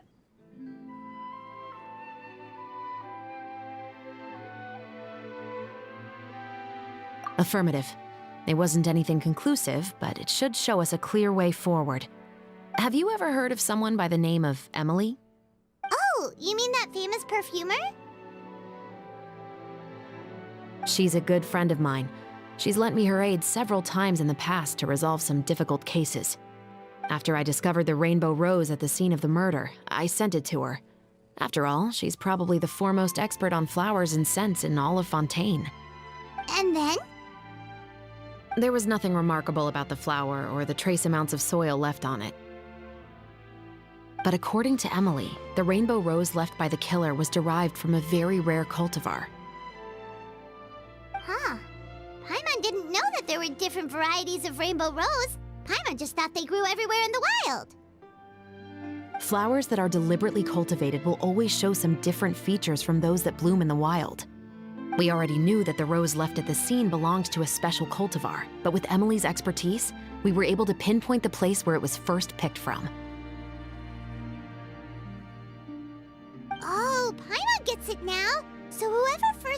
decided that Rainbow Rose was probably the killer.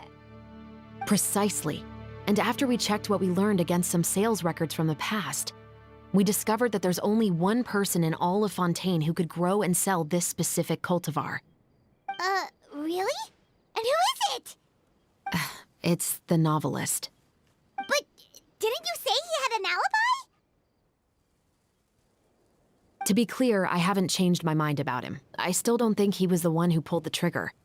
However, that doesn't mean the true culprit never visited him at his home or never purchased a rainbow rose from his garden.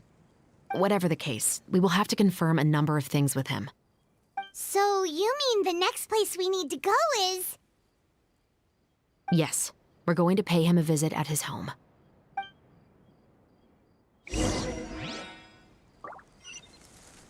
Does he live in Poisson?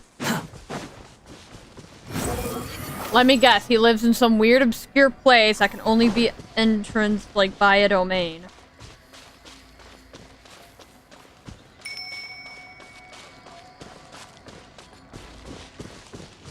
Quit following me.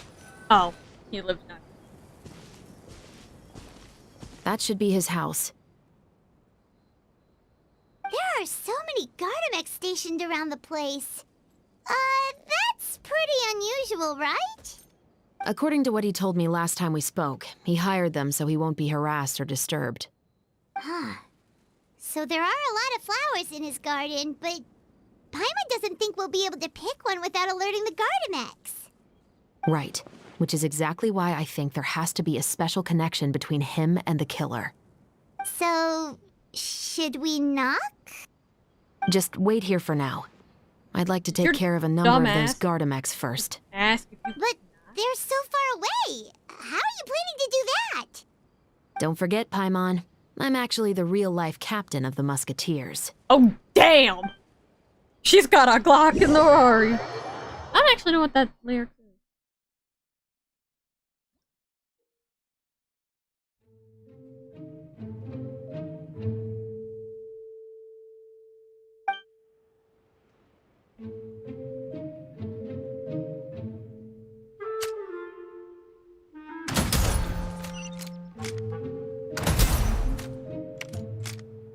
How was that not a headshot first?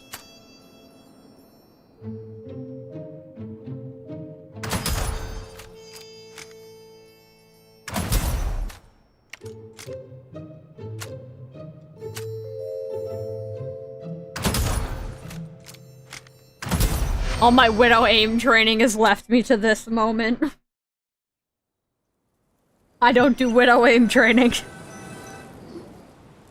That felt so janky to use. All clear. Let's go. Rose Wait! Paimon's a little nervous now that we know he could be the killer. Can we go over our plan of action again? We have fought like 3 dragons, saved 5 nations, handled gods, and you're scared of some dude with a knife? I'll go knock on the door and make sure it's safe inside. Once we're sure that we're in You the clear, idiot. I'll ask him to come with us for a quick round of questioning at the guard's headquarters. But can't we just arrest him? We still have no evidence that he's the killer, or that he lent the killer any direct aid. Still, it would be appreciated if you could pick a rainbow rose from his garden for me while I'm talking to him. It'll help the Marechaussee Phantom confirm Emily's theory. Sure, no problem. Just be careful, Chevres.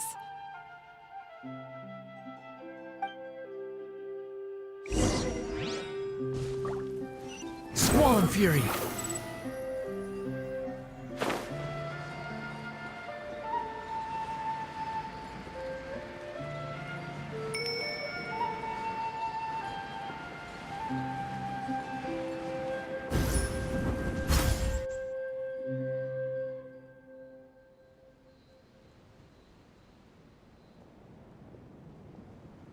Excuse me, Mr. Baptiste, are you home? Mr. Bat. This hour. Oh, it's you, Officer Chevres. Would you mind accompanying me to the guard's headquarters, Mr. Baptiste? We would like to ask you some questions about a case. Oh, is it still regarding the murder case from before? I cannot confirm or deny that at this time. So it is then. Listen, I need you to come with me, Mr. Baptiste. Miss Chavras, I'll save you the trouble. Oh, and you two over there? There's no need for you to pick my flowers either. It's not time for them to bloom yet. Oh! Okay. I suck at this. Can kill a guy, but By can't pick saving me the trouble, you mean... I will confess, I was the killer. Huh? He just admitted he's guilty! Please relax, everyone. I'm not armed. The musket you're looking for has been buried in my backyard. Then it's my responsibility to inform you, Mr. Baptiste, that everything you say right now will be used as evidence for the inevitable trial. Yes, I am perfectly aware of that. I must say, I hate this feeling. Oh? Is it because I confessed? Or because you've been proven wrong? Both, I suppose.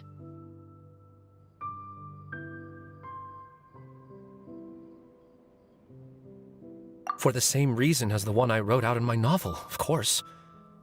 I did it to exact revenge. I know you haven't figured out the link between the two of us. Had you done so, I'd have been taken away to the headquarters a long time ago.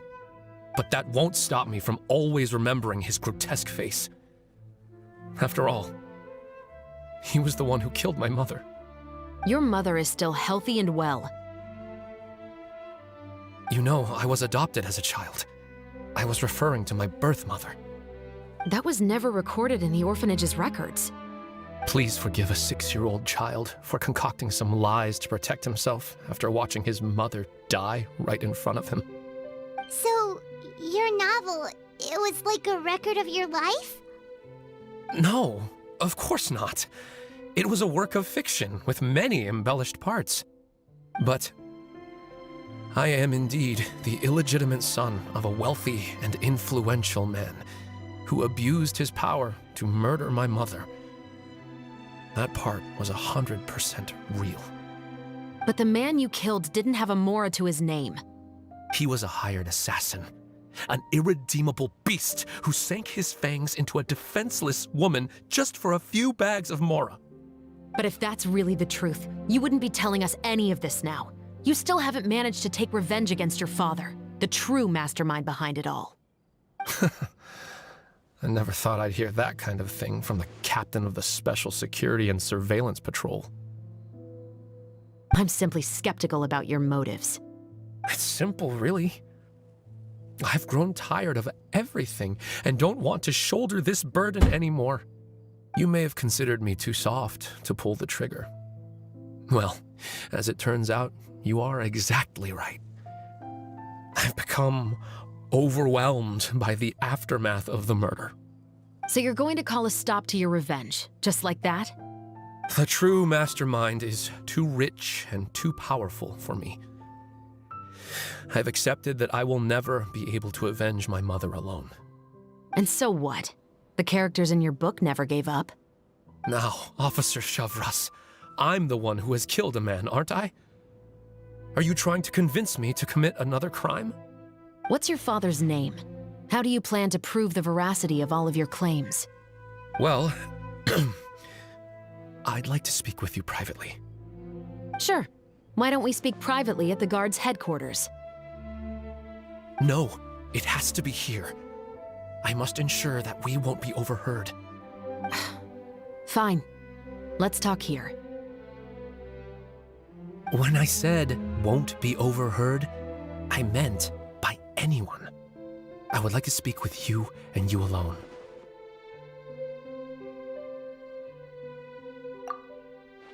Thanks. I appreciate it. Please stay safe, Chavras.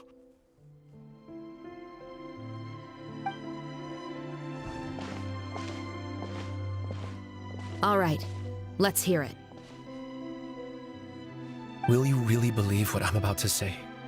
Well, that depends on what you're going to tell me. Fair enough.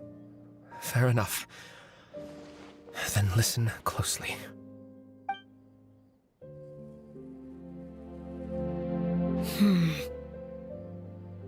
So that's how it's all connected. So, it seems you believe me after all. Do you want me to go public with this? No, of course not. At least, not right now. Then why did you bother telling me? You've read my work. What do you think?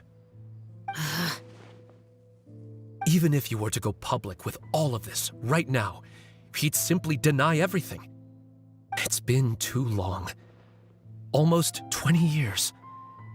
Anything that could be used as evidence has long faded away. Even if there might have been a solitary island of truth once upon a time, it has long sunk beneath the waves by now. Justice will never find him. Not if you don't try. I know that as the captain of the Special Security and Surveillance Patrol, you will always stand on the side of justice. But do you really think a cushy life in prison really constitutes justice for him? I bet he could lead an extremely comfortable life in the fortress of Meripede. What are you trying to say? I've been observing you from a distance. Your portrayal of the musketeer was exquisite. Pull the trigger of justice against him. Let the villain get what he deserves. You want me to let you go so you may complete your revenge? No, Officer Chavras. I know that would be impossible. No. What I'd like is for you to perform the deed on my behalf. Oh, Chevra's sure is taking her time. What could they be talking about anyway? Oh, Paimon's worried. What if he decided to attack her?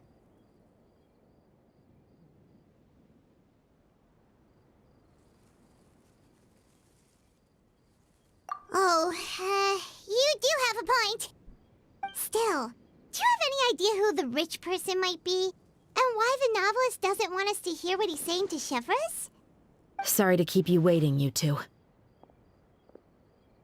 Hey, how did your talk go?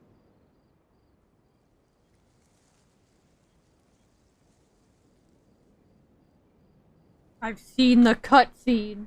I've already sent someone to escort Baptiste back to the headquarters for questioning. He wasn't lying about the musket. It was indeed buried in his backyard. But what about the name? Did he tell you the name of the rich guy? Yes, he did. But for now, I have to return to the Special Patrol. There are still a few loose ends I need to tie up.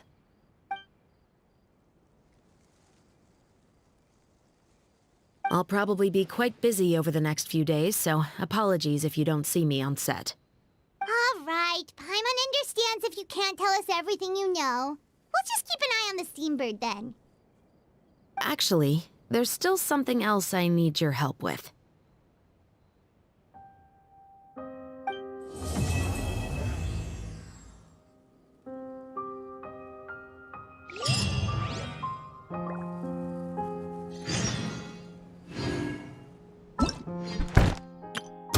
Get up, fix my badass chair. And put it down.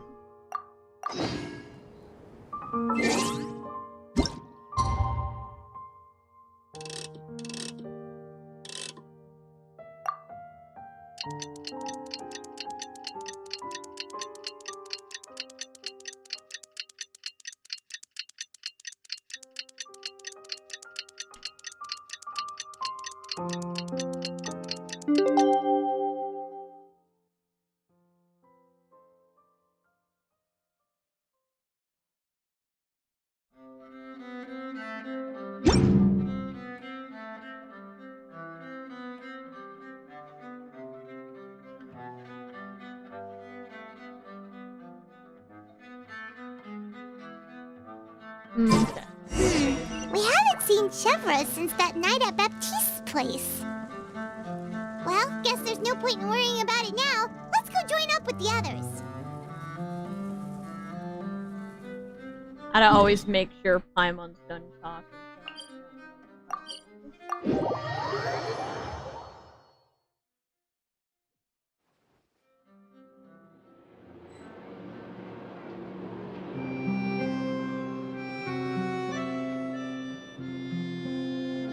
There's no such thing as pure freedom in this world. Even the wind cannot blow on forever. Quit following me. Behold!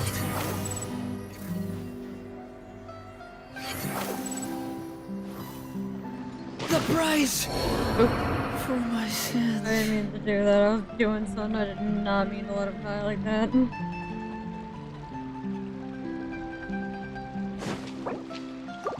Here, take a Farina skill.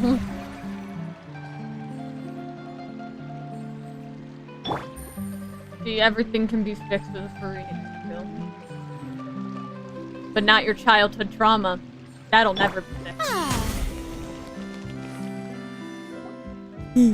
Sorry, I had to. Good morning! Hayaka and I were just talking about you. Is Chevra still not joining us today? Probably not. We haven't seen her either. Huh? That's such a pity. Director Farina said that we've only got a few small scenes left before wrapping up the entire thing. She even said that she'll get me into a couple scenes, so everyone will have a chance to shine in front of the camera. We were also planning on having a victory feast once we're all finished filming. You can join us, right?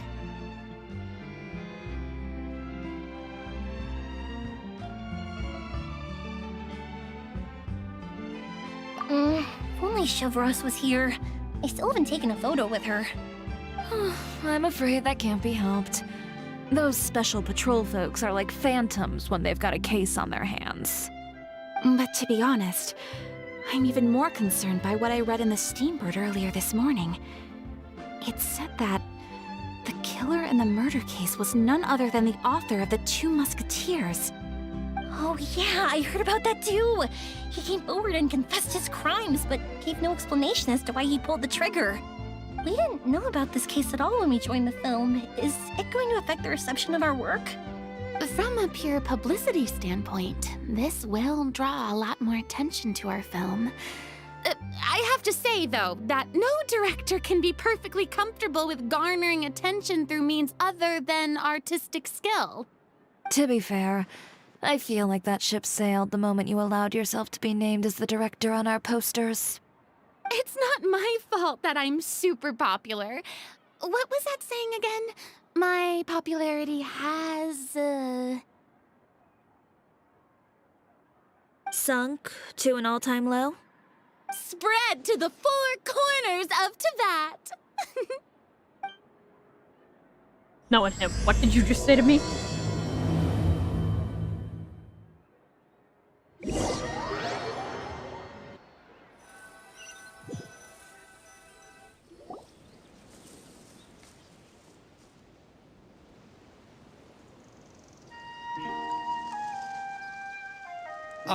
Excuse me, everyone.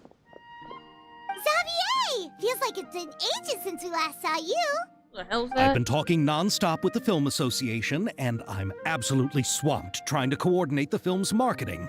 So forgive me for not being around more often, but please believe me when I say that I will make sure everyone's hard work gets the exposure it deserves. Oh, seems like you've been fighting your own battles. Yes, that's one way to put it.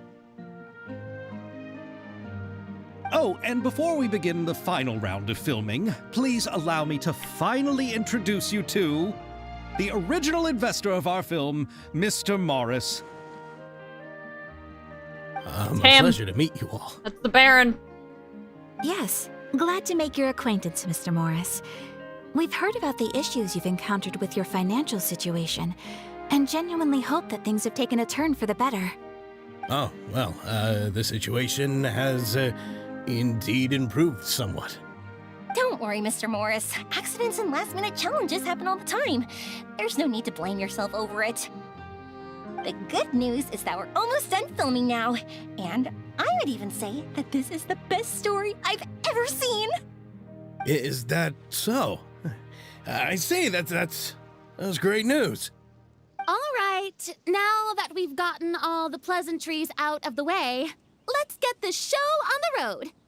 We'll mostly be filming typical people and scenery from the streets today to improve the sense of environmental ambiance in some parts of the film. Oh, and there'll be a cameo for Mr. Kamisato and Miss Yoimiya as well. They'll be used to show outsider perspectives on the fates of the two musketeers. That's right. Ayato should be here any minute. Excellent! Then let's start with the scenery shots. Camera and clapper loader, you're up. Yep, we'll be ready. Remember, all we need are some wide zoom shots of the streets. If you happen to find some particularly lovely patches of flowers and grass, feel free to grab some close-ups of those as well. Fuck yeah, concrete! Ready? Lights! Camera! Action! Okay, now move the camera slowly. Try to focus on that flower. What's wrong?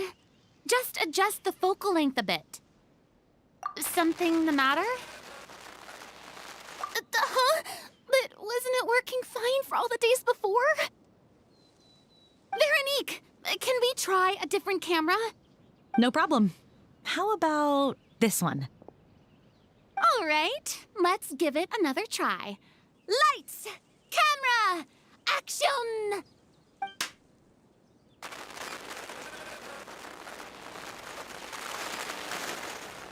Don't tell me.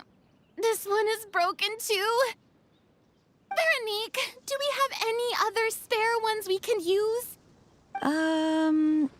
I'm afraid we only brought these two today. What? Then go find a workshop to get them repaired right away. Oh, and you too, Bono.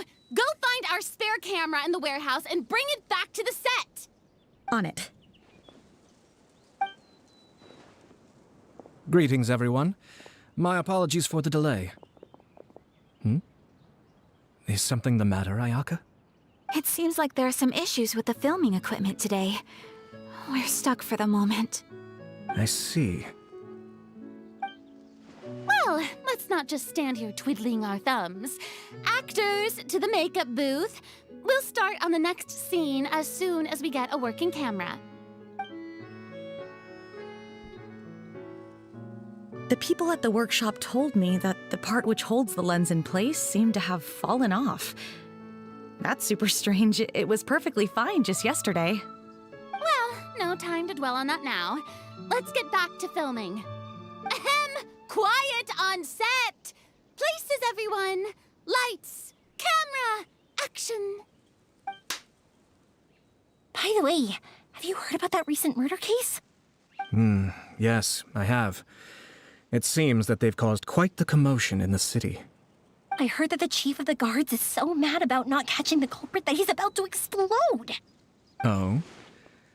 I find that quite hard to imagine, considering how he already looks most days.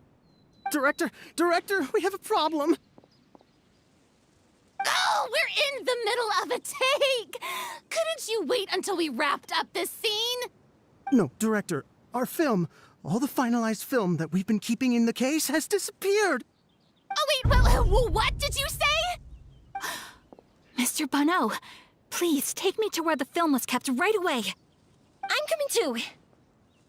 No, Yoimiya, you have to stay here. Oh. Okay, listen up. Everyone who's not working on this current scene can go with Bono to look for the film. Everyone else, stay put and wrap up the scene. Unbelievable. How could all these problems happen in just one day? You'd be surprised. We're back. How did it go? Did you find the film? We found it in the sewers. Huh? In the sewers? Is the film still okay? We discovered it just in time, so we should still be able to salvage it. The others are checking now to see if we lost any specific scenes. Oh, you scared me for a moment there. I nearly thought we had lost everything. I really don't want to experience that feeling of despair again. Okay, but who could have stolen the film and dumped it there? Could it be, some competitors working on other films? But if they wanted to harass us, Why wait until the last day? Okay, we don't have time to really look into it right now. Let's strike while the iron is still hot and wrap this thing up once and for all. Yeah, let's finish it.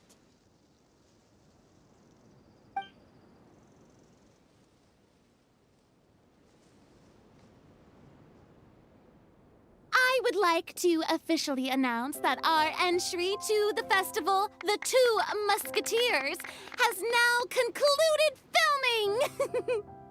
Ugh, Paimon is spent. It's so late already. Even though the filming process proved to be extremely challenging, everyone provided valuable and unique contributions to the final product. Thank you all for your dedication and support. And just like Director Farina, I would also like to extend my most heartfelt thanks to all of you. Really, you've all helped me so much. All right, let's save the awards speech for later and hopefully also get some rehearsals in before the real thing. Anyway, now it's time to party! Let's all make our way to the beach and have a celebration feast so loud and fun that even the blubber beast will want in. Party, party! Paimon wants to party!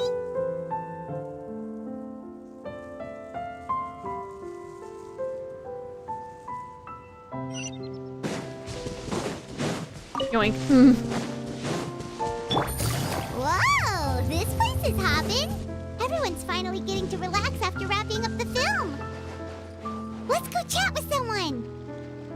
I was already doing that, Paimon, before you so rudely interrupted. Hey, Ayato! How's your work been going? Everything went rather smoothly. Thank you for your concern. Ayato told me that we've already confirmed the dates for some Inazuma Fontaine cultural exchange events. So the next time we visit, we'll be doing so in our capacities as the representatives of the Yashiro Commission.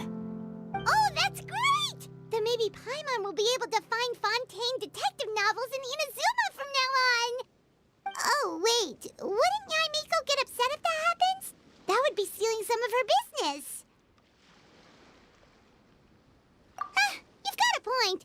She's always complaining that light novels have become bland and too predictable after all. The cultural exchange won't only feature literatures of both nations, of course. We have also made plans for cross-cultural engagements in the fields of gourmet cuisine, toy making, and artisan craftsmanship. Whoa! Paimon's getting super excited now! When the time comes, be sure to visit and participate in all the events.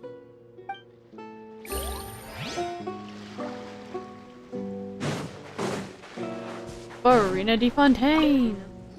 Farina! Oh, my darling clapper loader and camera operator. You've both worked really hard.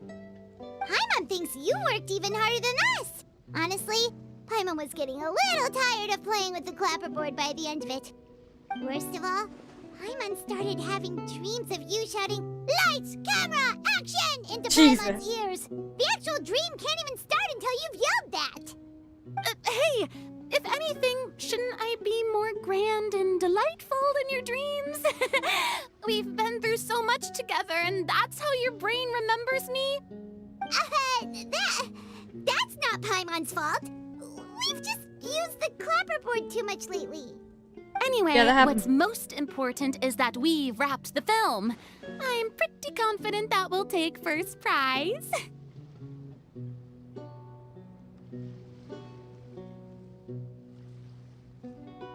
Hey, no need to mention the official name. Wait, now that you mention it, if we did win the prize, would Farina just get a statue of herself? Come on, I don't need that kind of attention. Xavier can accept the reward on our behalf. But just imagine! Farina accepting the Farina Award and holding a Farina statue. That's just what I said. That's funny as shit. Going back to my dessert now. You all can keep discussing that on your own. What's wrong, Farina? You don't like the Farina Award? What's wrong with a Farina Award? I love the Frito award.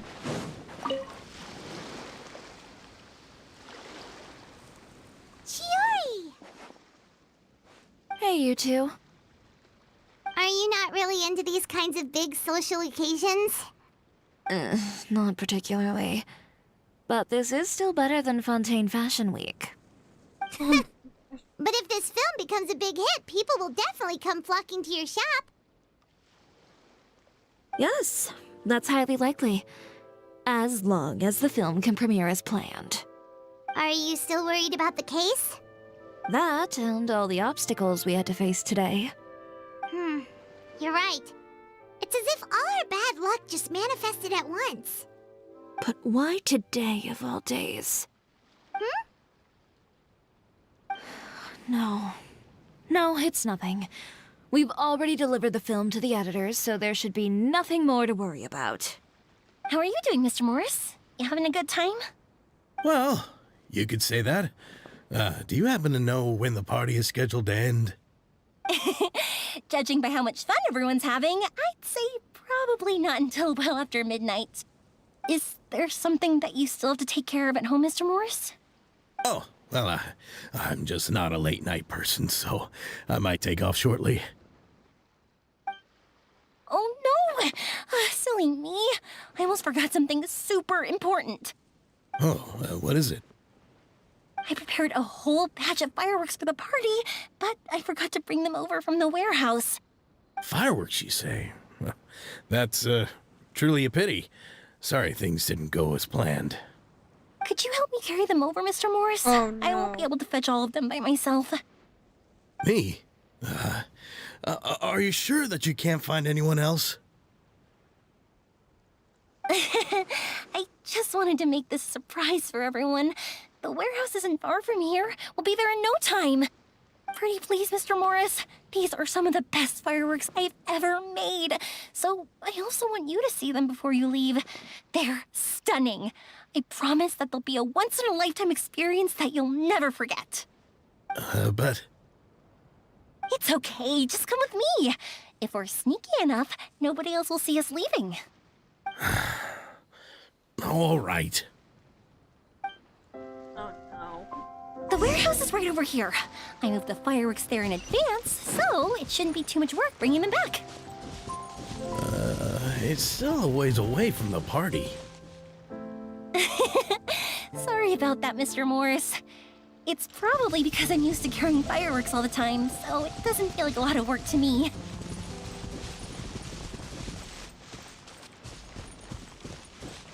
You owe me a Kachan, or is she just extremely fucking convenient right now for this dude?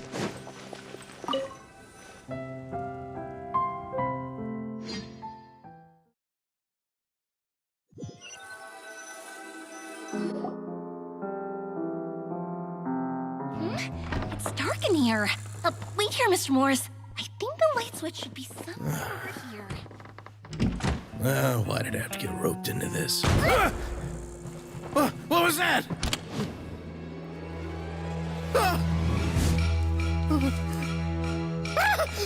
Who's there? Get me out! Get me out of here! Did you really think you'd get away, Morris?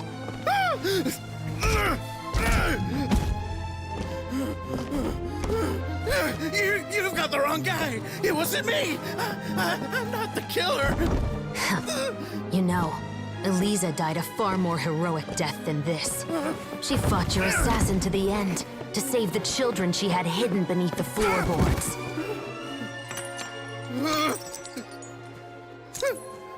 That is Eliza's pendant. The one with a photo of you two inside. The one you gave her. Ring any bells? It's a fake! It has to be! There's no way! No way your assassin didn't destroy it, you mean?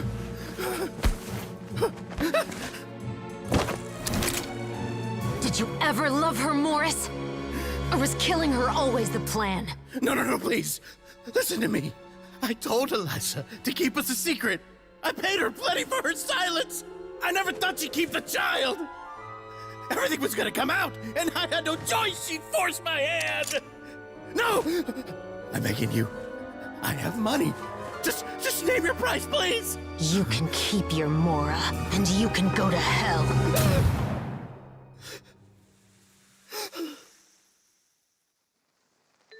I'm Captain Shovraz of the Special Patrol. Morris, you're under arrest for Eliza's murder. Huh?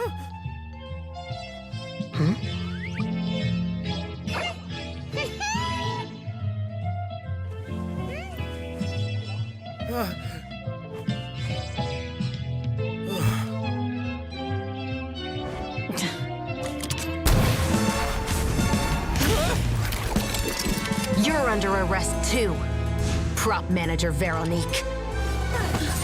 Or perhaps I should call you the Second Musketeer.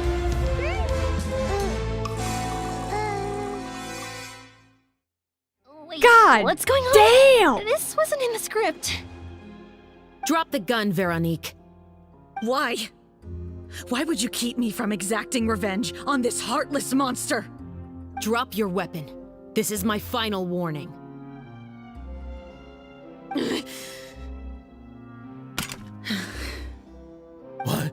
What is going on?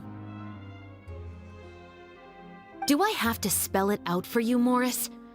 Everything that took place just now was staged to get you to confess the truth. But this last part is all improv, of course.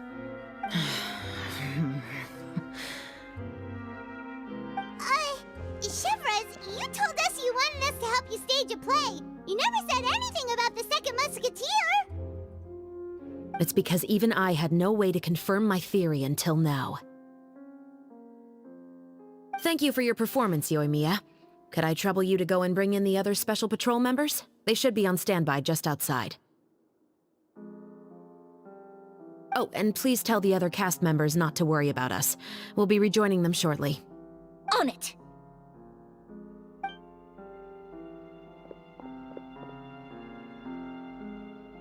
So what do you think, Morris? Care to talk about what happened 20 years ago? My patience is limited, you know. Don't force me to take you back to the interrogation room. I'd wager that you wouldn't last for more than a minute in there. With the recording we made, you have no chance of winning in court. Cooperating with us now is the most practical move. All right. I'll talk. I hired an assassin to murder Elisa. She once worked as a maid on my family's estate. She was very beautiful, and after some time I fell for her. We kept our relationship a secret and carried out an affair for some time, but it wasn't long before she became pregnant. And if my parents ever found out, they would have stripped me of my inheritance and status, driven me out of my home. I also didn't expect Elisa to insist on bringing the pregnancy to term. She even asked me to leave my family and travel far, far away with her. She believed that you were truly in love with her. I didn't have a choice. I gave her a large sum of Mora, told her to leave the family and to get rid of the baby. But then years later, she sent me a letter. There were photos of 2 children, and she even asked if I could find some time to visit them. Huh? 2 children? Paimon thought Baptiste was the only... you mean... Even if she had the children against your will, you could have just ignored the letter entirely. Why kill her? I had just gotten engaged to be married to an heiress from another wealthy family. So if anyone were to find out about Elisa, my life would be completely ruined. I didn't have a choice. No, you always had a choice. You just made the wrong choice. Again. Do you know how it feels to watch your mother be killed right in front of you? My brother and I were hardly even school age yet. We were hidden beneath the floorboards, grasping each other's hands like a lifeline. We were so terrified that we didn't even know we could ever take a breath. All we could do was to watch Mother try to fight back, and then collapse to the floor. Even after the assassin left, we were still too terrified to leave our hiding spot. We thought that he might come back. It was only until the next evening when we finally climbed out and gathered around our mother. But she had already become cold and stiff to the touch. You made up your mind right then and there to bring this case to light. Not only that, we resolved to get our revenge. And that's why you became the Musketeers. No, that's why I became a musketeer. The man from before was also killed by me. My brother had nothing to do with it. I figured as much. You did? I once told these two that he didn't look like a killer to me. His confession from that night also rubbed me the wrong way. I think what really tipped me off was, how could I not feel a sense of regret in him? Huh? He confessed faster than any criminal I've ever met, but he didn't say a single word about you. He insisted that he was the sole perpetrator in the case. But after the questioning ended, I disassembled the musket we dug up from his backyard, put it in front of him, and told him to reassemble it. Wanna guess how far he got? He had no idea where to even start. He's never touched a gun in his life. Based on that, I determined that he was not acting alone. He only surrendered himself to draw our attention and create a moment of opportunity for his partner. So, I decided to play along. And as expected, the second musketeer followed us without hesitation once she saw Morris get separated from the rest of the cast. Besides, why else would he call the novel The Two Musketeers? But how did you know it was Veronique? I figured it out the moment Baptiste told me his father's name. That so-called financial crisis was all just a ruse. He just wanted to sign up as the investor and then leave the film without any source of funding. After all, he has a vested interest in minimizing the reach of this story. It's really just the same thing as what he did to Eliza all those years ago. Human scum. But then Xavier pulled out all the stops and got the film made against all odds. Morris couldn't have that. With the killer in custody, he figured it was safe to act. And so he came to visit the set today, just as I expected.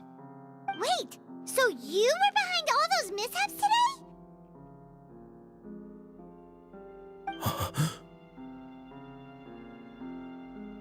As for the identity of the second musketeer, I assumed they'd probably stay close to Morris and look for an opening. And if they already knew that Morris was the film's investor, then that narrowed the list of potential suspects as well. Furthermore, being the props manager would allow the culprit to avoid scrutiny by purchasing mechanical parts in the name of the crew. With that hypothesis in mind, I went back to check Baptiste's orphanage adoption records. Guess whose name I saw on the same page, just a few lines from his. My brother. He trusted you. As in, he trusted me to perform the deed on his behalf? He trusted you to stand on the side of justice. I am. I thought you could do it as well. Oh, the look on your face when you told him to go to hell.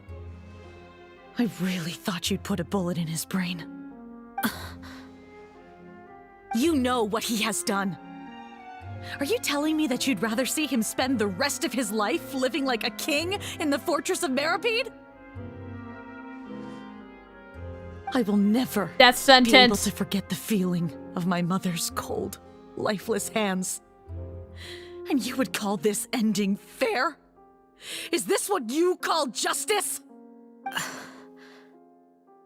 I won't lie, Veronique. I did hesitate when your brother first told me about the truth. I wondered. I agonized over whether I should really put a bullet in his head. So why don't you? Because that should never be how justice is carried out in this world. Perhaps, to you, justice is simply reciprocated. An eye for an eye, and a life for a life. But everyone has their own understanding of justice. If everyone were to pursue their own definition of it, there would be no more order in this world.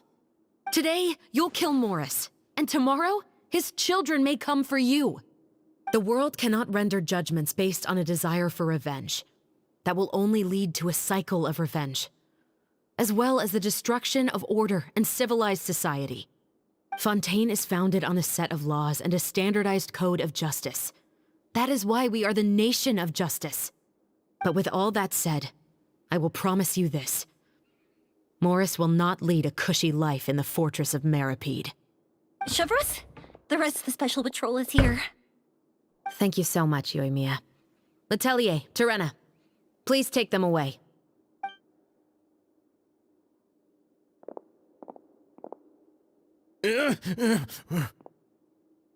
I still can't agree with your reasoning. I know. Justice has not been delivered. At least, not today.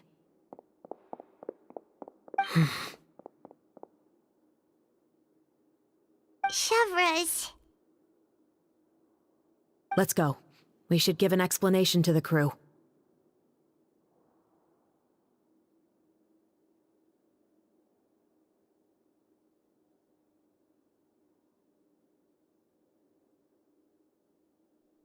Yeah, y'all owe one hell of an explanation. Thank you for your concern. I'm fine. I'm just thinking about the things in life that have driven people to take justice into their own hands.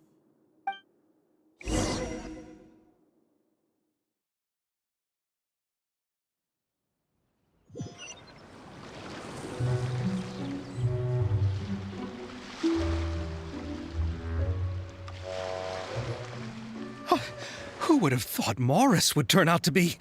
I'm at a loss of words. How could he have done something like this? I'm just glad that you're all safe and sound. Who knew that such a labyrinth of cases would be behind this story? Well, what should we do now? We have a finished film, of course, but should we still go ahead with the premiere? What do you mean? Shouldn't you be even more motivated to spread the word now that you've learned the truth? Chiori is right. I'd also like more people to see this story for themselves. But the real ending of the story seems to have deviated somewhat from the one in the script. Is that still acceptable to you, Miss Chevreuse? The call is yours. We still have time to reshoot an ending if that's what you'd like. No, it's fine as is. I like what we have for the catharsis. Romanticism is what gives works of art their appeal. Fiction is able to explore means of restitution that could never work in real life. Just like the real world, the world of stories also has its own set of rules and justice. These different possibilities are what initially drew me to reading in the first place. Sounds good to me. I support your decision. What about Veronique? Will she be okay? She will soon face her judgment alongside her brother and Morris. If I had to guess, they'll probably all be sent to the fortress of Meripede. I'll make sure to give Risley a heads up about it. Oh, you mean that kind of heads up? Exactly. Ahem.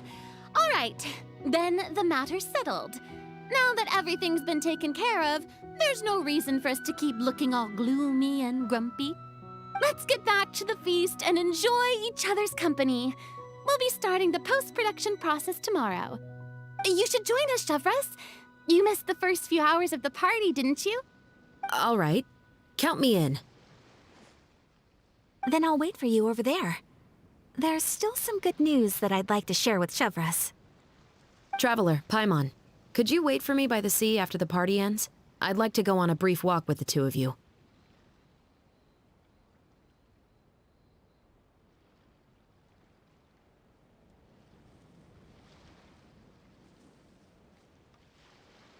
Thank you very much.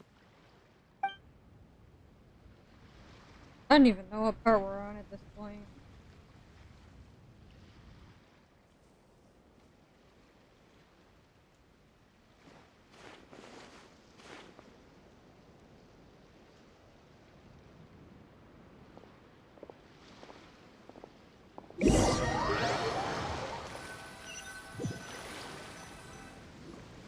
Sorry for the wait. Oh, we weren't waiting long at all. Is there something else you wanted to tell us? No, I don't have anything new to share. I just felt that since you were my investigation partners, I should have another conversation with the two of you.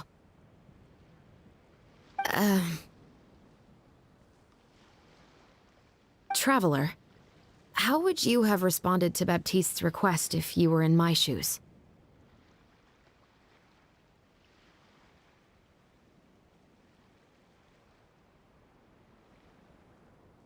Honestly, I don't know.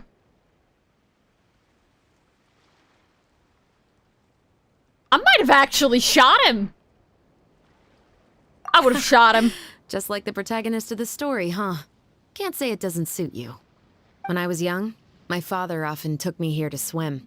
We'd come rain or shine, even when it was freezing cold. He told me that swimming was the best activity to train one's strength of will. You could never give up before reaching the shore, especially when the water was cold. Oh? Why's that? Because the moment you give up would be the moment you die. At that point, I still hadn't received my vision. One winter, the chilly wind felt almost like knives on my skin, and the seawater was so frigid that it numbed my toes the moment I stepped in. I cried and begged my father to spare me from having to swim across, but he wouldn't listen. He used to be a member of the Special Patrol as well. You could say it was his way of educating his children. That sounds awful. When he saw that I wouldn't stop crying, he just picked me up and tossed me into the icy water. The bone-chilling cold took away my senses. I couldn't feel anything but fear and rage. I waited for my father to save me, but one look and I knew he'd already started swimming for the opposite shore. I realized that if I were to give up, I really would die right then and there. I used all of my strength to try and catch up to my father. Those few minutes felt longer than my whole life up until that point. I did, however, make it to the other side. I've never felt afraid about anything in my life after that, nor have I ever cried again. That way of teaching would have never worked on Paimon. Yeah, I don't think that was the right method for anyone.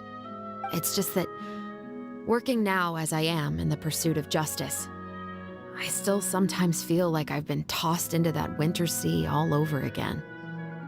The anger and the helplessness. Chevres. But the worse I feel, the more I know to never give up. The alternative would be to forever lose myself among the waves. Anyway, how about a race? Neither of us will drown, but we can still see who swims faster. You guys go ahead! Paimon will grab the clapperboard to mark the start of the race. Are we actually gonna race her? Oh my god, we are.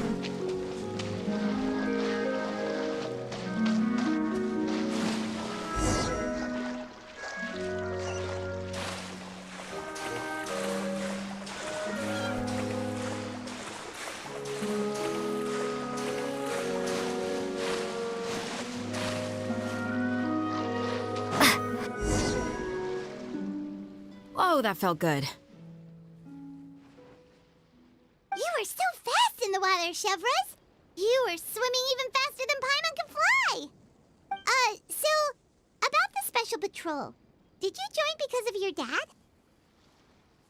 Partly, but I'd say I was more inspired by the heroes I read about in stories growing up.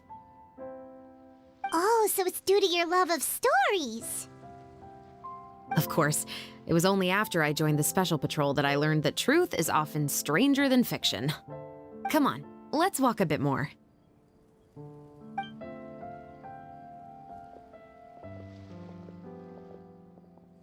To be honest, I do sometimes question whether the decisions I make are the right ones. But I know that no matter what, I must keep swimming. Because the only thing I've got my eyes on is the shore in the distance.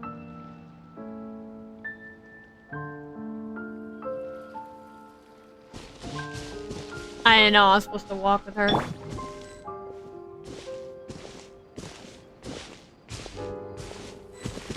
Stop walking so damn fast. You have like a girly moment with you if you're going Mach 70 with walking. Damn, girl! Chill! I'm gonna have to walk in front of her so that she's gonna overtake me. Thank you for coming on this walk with me. I feel a lot better after getting all that off my chest.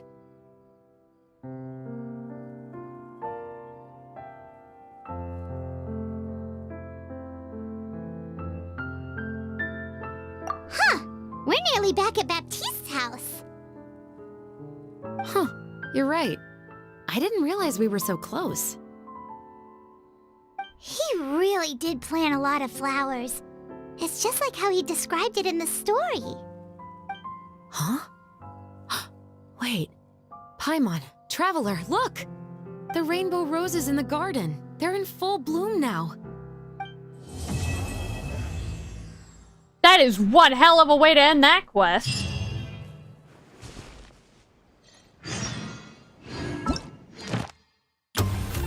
Then we have the last story, which is the 2 Musketeers shrine.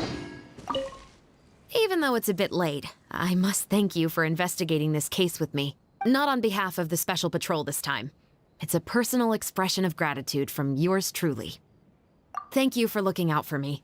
I'll see you at the award ceremony. I'd be very surprised if we don't win. I'd be pissed! The only reason I didn't, like, ask the questions is because it's been 3 hours and I'm exhausted.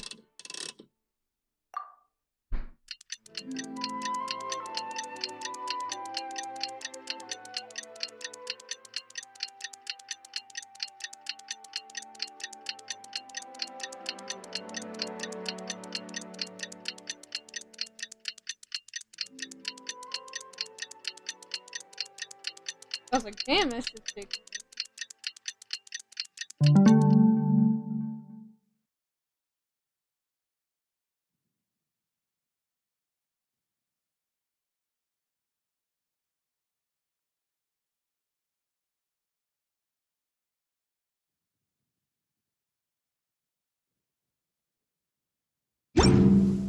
Tea parties are a must for the well-mannered. Not now, Farina. Not now. Oh yeah, I forgot it's like literally...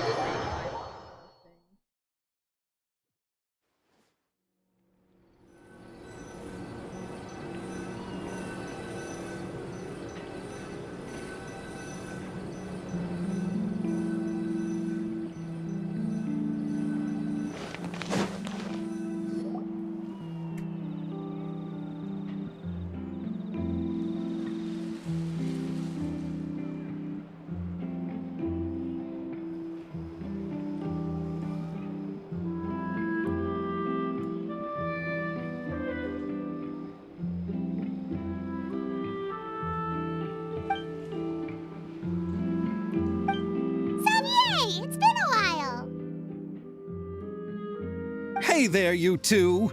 Sorry I've been scarce. I've been buried in marketing and preparing the film for release ever since we wrapped post-production. The award ceremony is today, right? Paimon wonders if we'll win the Farina Award.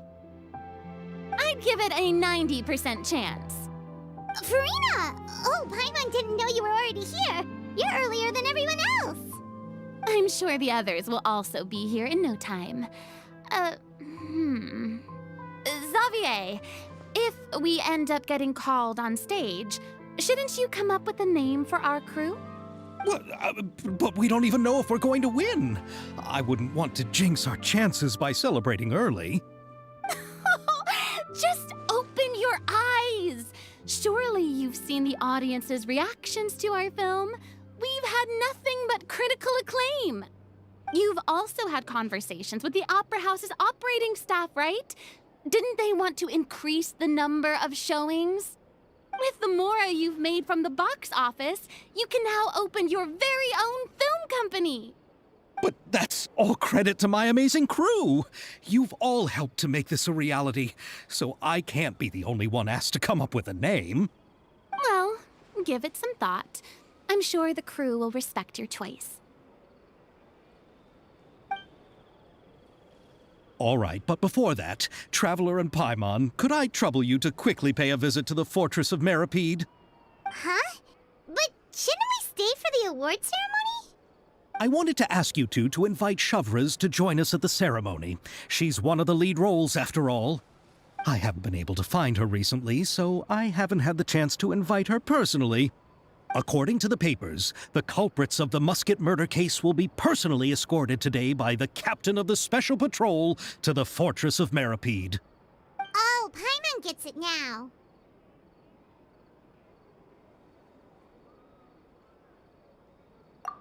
the wait here, Xavier, and maybe try to come up with a few snappy-sounding names. All right, then I'll leave you to it.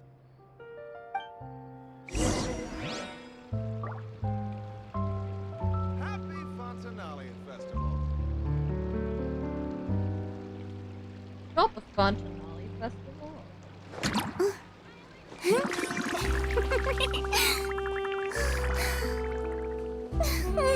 Isn't the entrance like... Oh no, they want me to go in the fortress there. Oh fuck, I don't even... Waypoint, dog.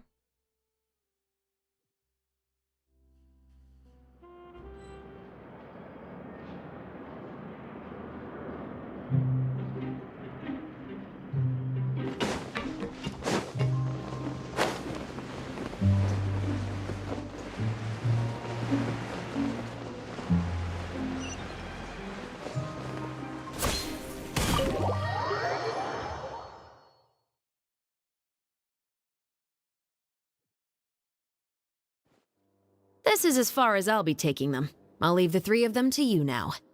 Got another errand to run? Something like that. I'm expected at a party. Now that's something you don't hear every day. Found a new pastime? No, it's just a special occasion. Shavras! Risley! Festivals really do bring people together. It's been a while since I last had so many visitors at the Fortress of Meripede. Call it the festival spirit, I guess. Yeah, you could say that. Even our head nurse has gotten herself all worked up preparing super deluxe nutritious shakes. Just one gulp and you'll have met all your nutrition needs. Were you talking about work just now? We've already finished discussing everything.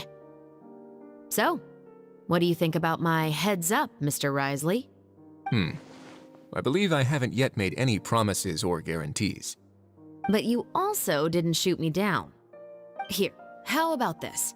You could give everyone a copy of the newspaper.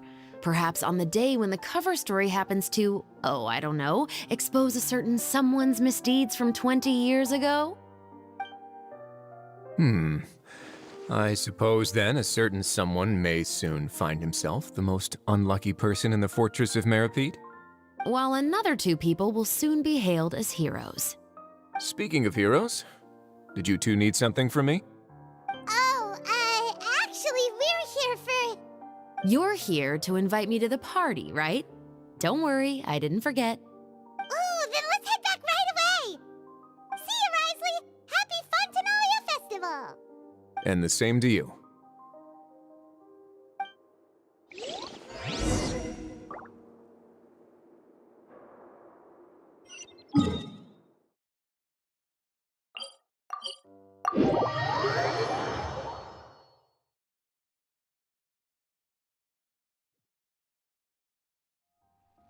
And the winner of the Farina Award for the first Fontenalia Film Festival is...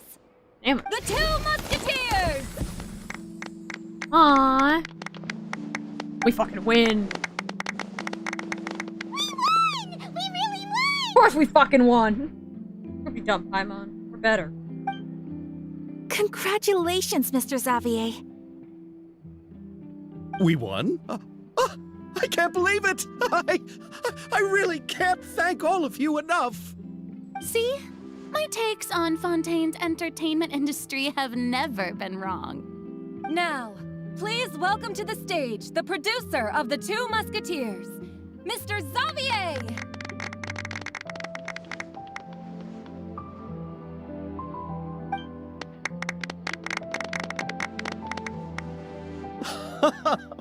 Thank you! Thank you all so much for your recognition and support. While I'm up here, I would love to give special thanks to... Time really flies, huh? It certainly feels that way. It feels like it was only yesterday when you were teaching me to hold a musket. Will you come back to Fontaine again? Of course! I'm very fond of this city. There are so many novel and interesting things that it's been hard to keep track of them all. But how about you? Would you be interested in visiting Inazuma? I can't say the thought has crossed my mind before, but I'd be willing to consider it now. I will be eagerly awaiting your visit. It would be wonderful if you could visit my home and enjoy a taste of our tea and desserts. Yeah, let's keep in touch. Did you accomplish all you came here for? Yes. And you should visit Inazuma again sometime. How has Ogura and her business been? Who? To my knowledge, she's doing quite well. Tell her I said hi. I certainly will. I heard the thunderstorm has stopped. Yes, and the war has also been brought to an end. Peace and prosperity has returned to the islands. I quite like the sound of that. Perfect for hanging textiles out to dry. I'd like to offer my thanks again to the entire cast and crew. Without you, I would have never completed this film, much less had the opportunity to be standing on this stage. With the support of my entire crew, I would like to officially announce our film company, Musketeer Pictures. Aw, that's a good name for it. That has a really nice ring to it. Then in that case, let's please welcome all the members of Musketeer Pictures onto the stage for a commemorative photo. Oh, Paimon didn't know we'd also be taking pictures. Director Farina, I believe you are the most deserving person to raise this trophy. Huh? No. There's no need. It's so embarrassing. It's an honor the director deserves. Oh dear God. Good luck, Farina. I agree. Good luck, Farina. GG, go next, Accept that you're Farina. not getting out of this. GG, Farina, go next. Ready, everyone?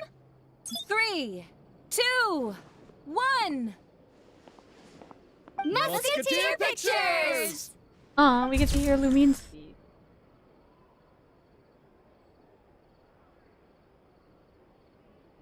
Aw. I hope we get that as like an actual like photo in our inventory. We do! We get to hang it on our wall! I can add it to the wall!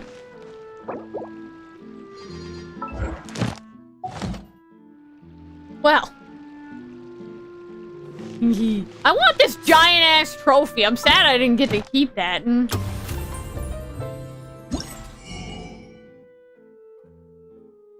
So we have the silly little gift shop, joyous gift, which is Muselines, which is that Museline thing. So that's all the quests. I am going to end that here for today because I'm goddamn exhausted from all of that. And tomorrow we will do all of the event minigames. And then I believe I'm gonna fully wait for that to release. I normally do them really late so I can just wait for everything. You can... Anyway, bye everyone. Have a good day. I will see you all later. Yibda. Thank you, Freya and Michael. I'm sorry I didn't put everyone's stuff in the chat because like sometimes I don't have 2 monitors.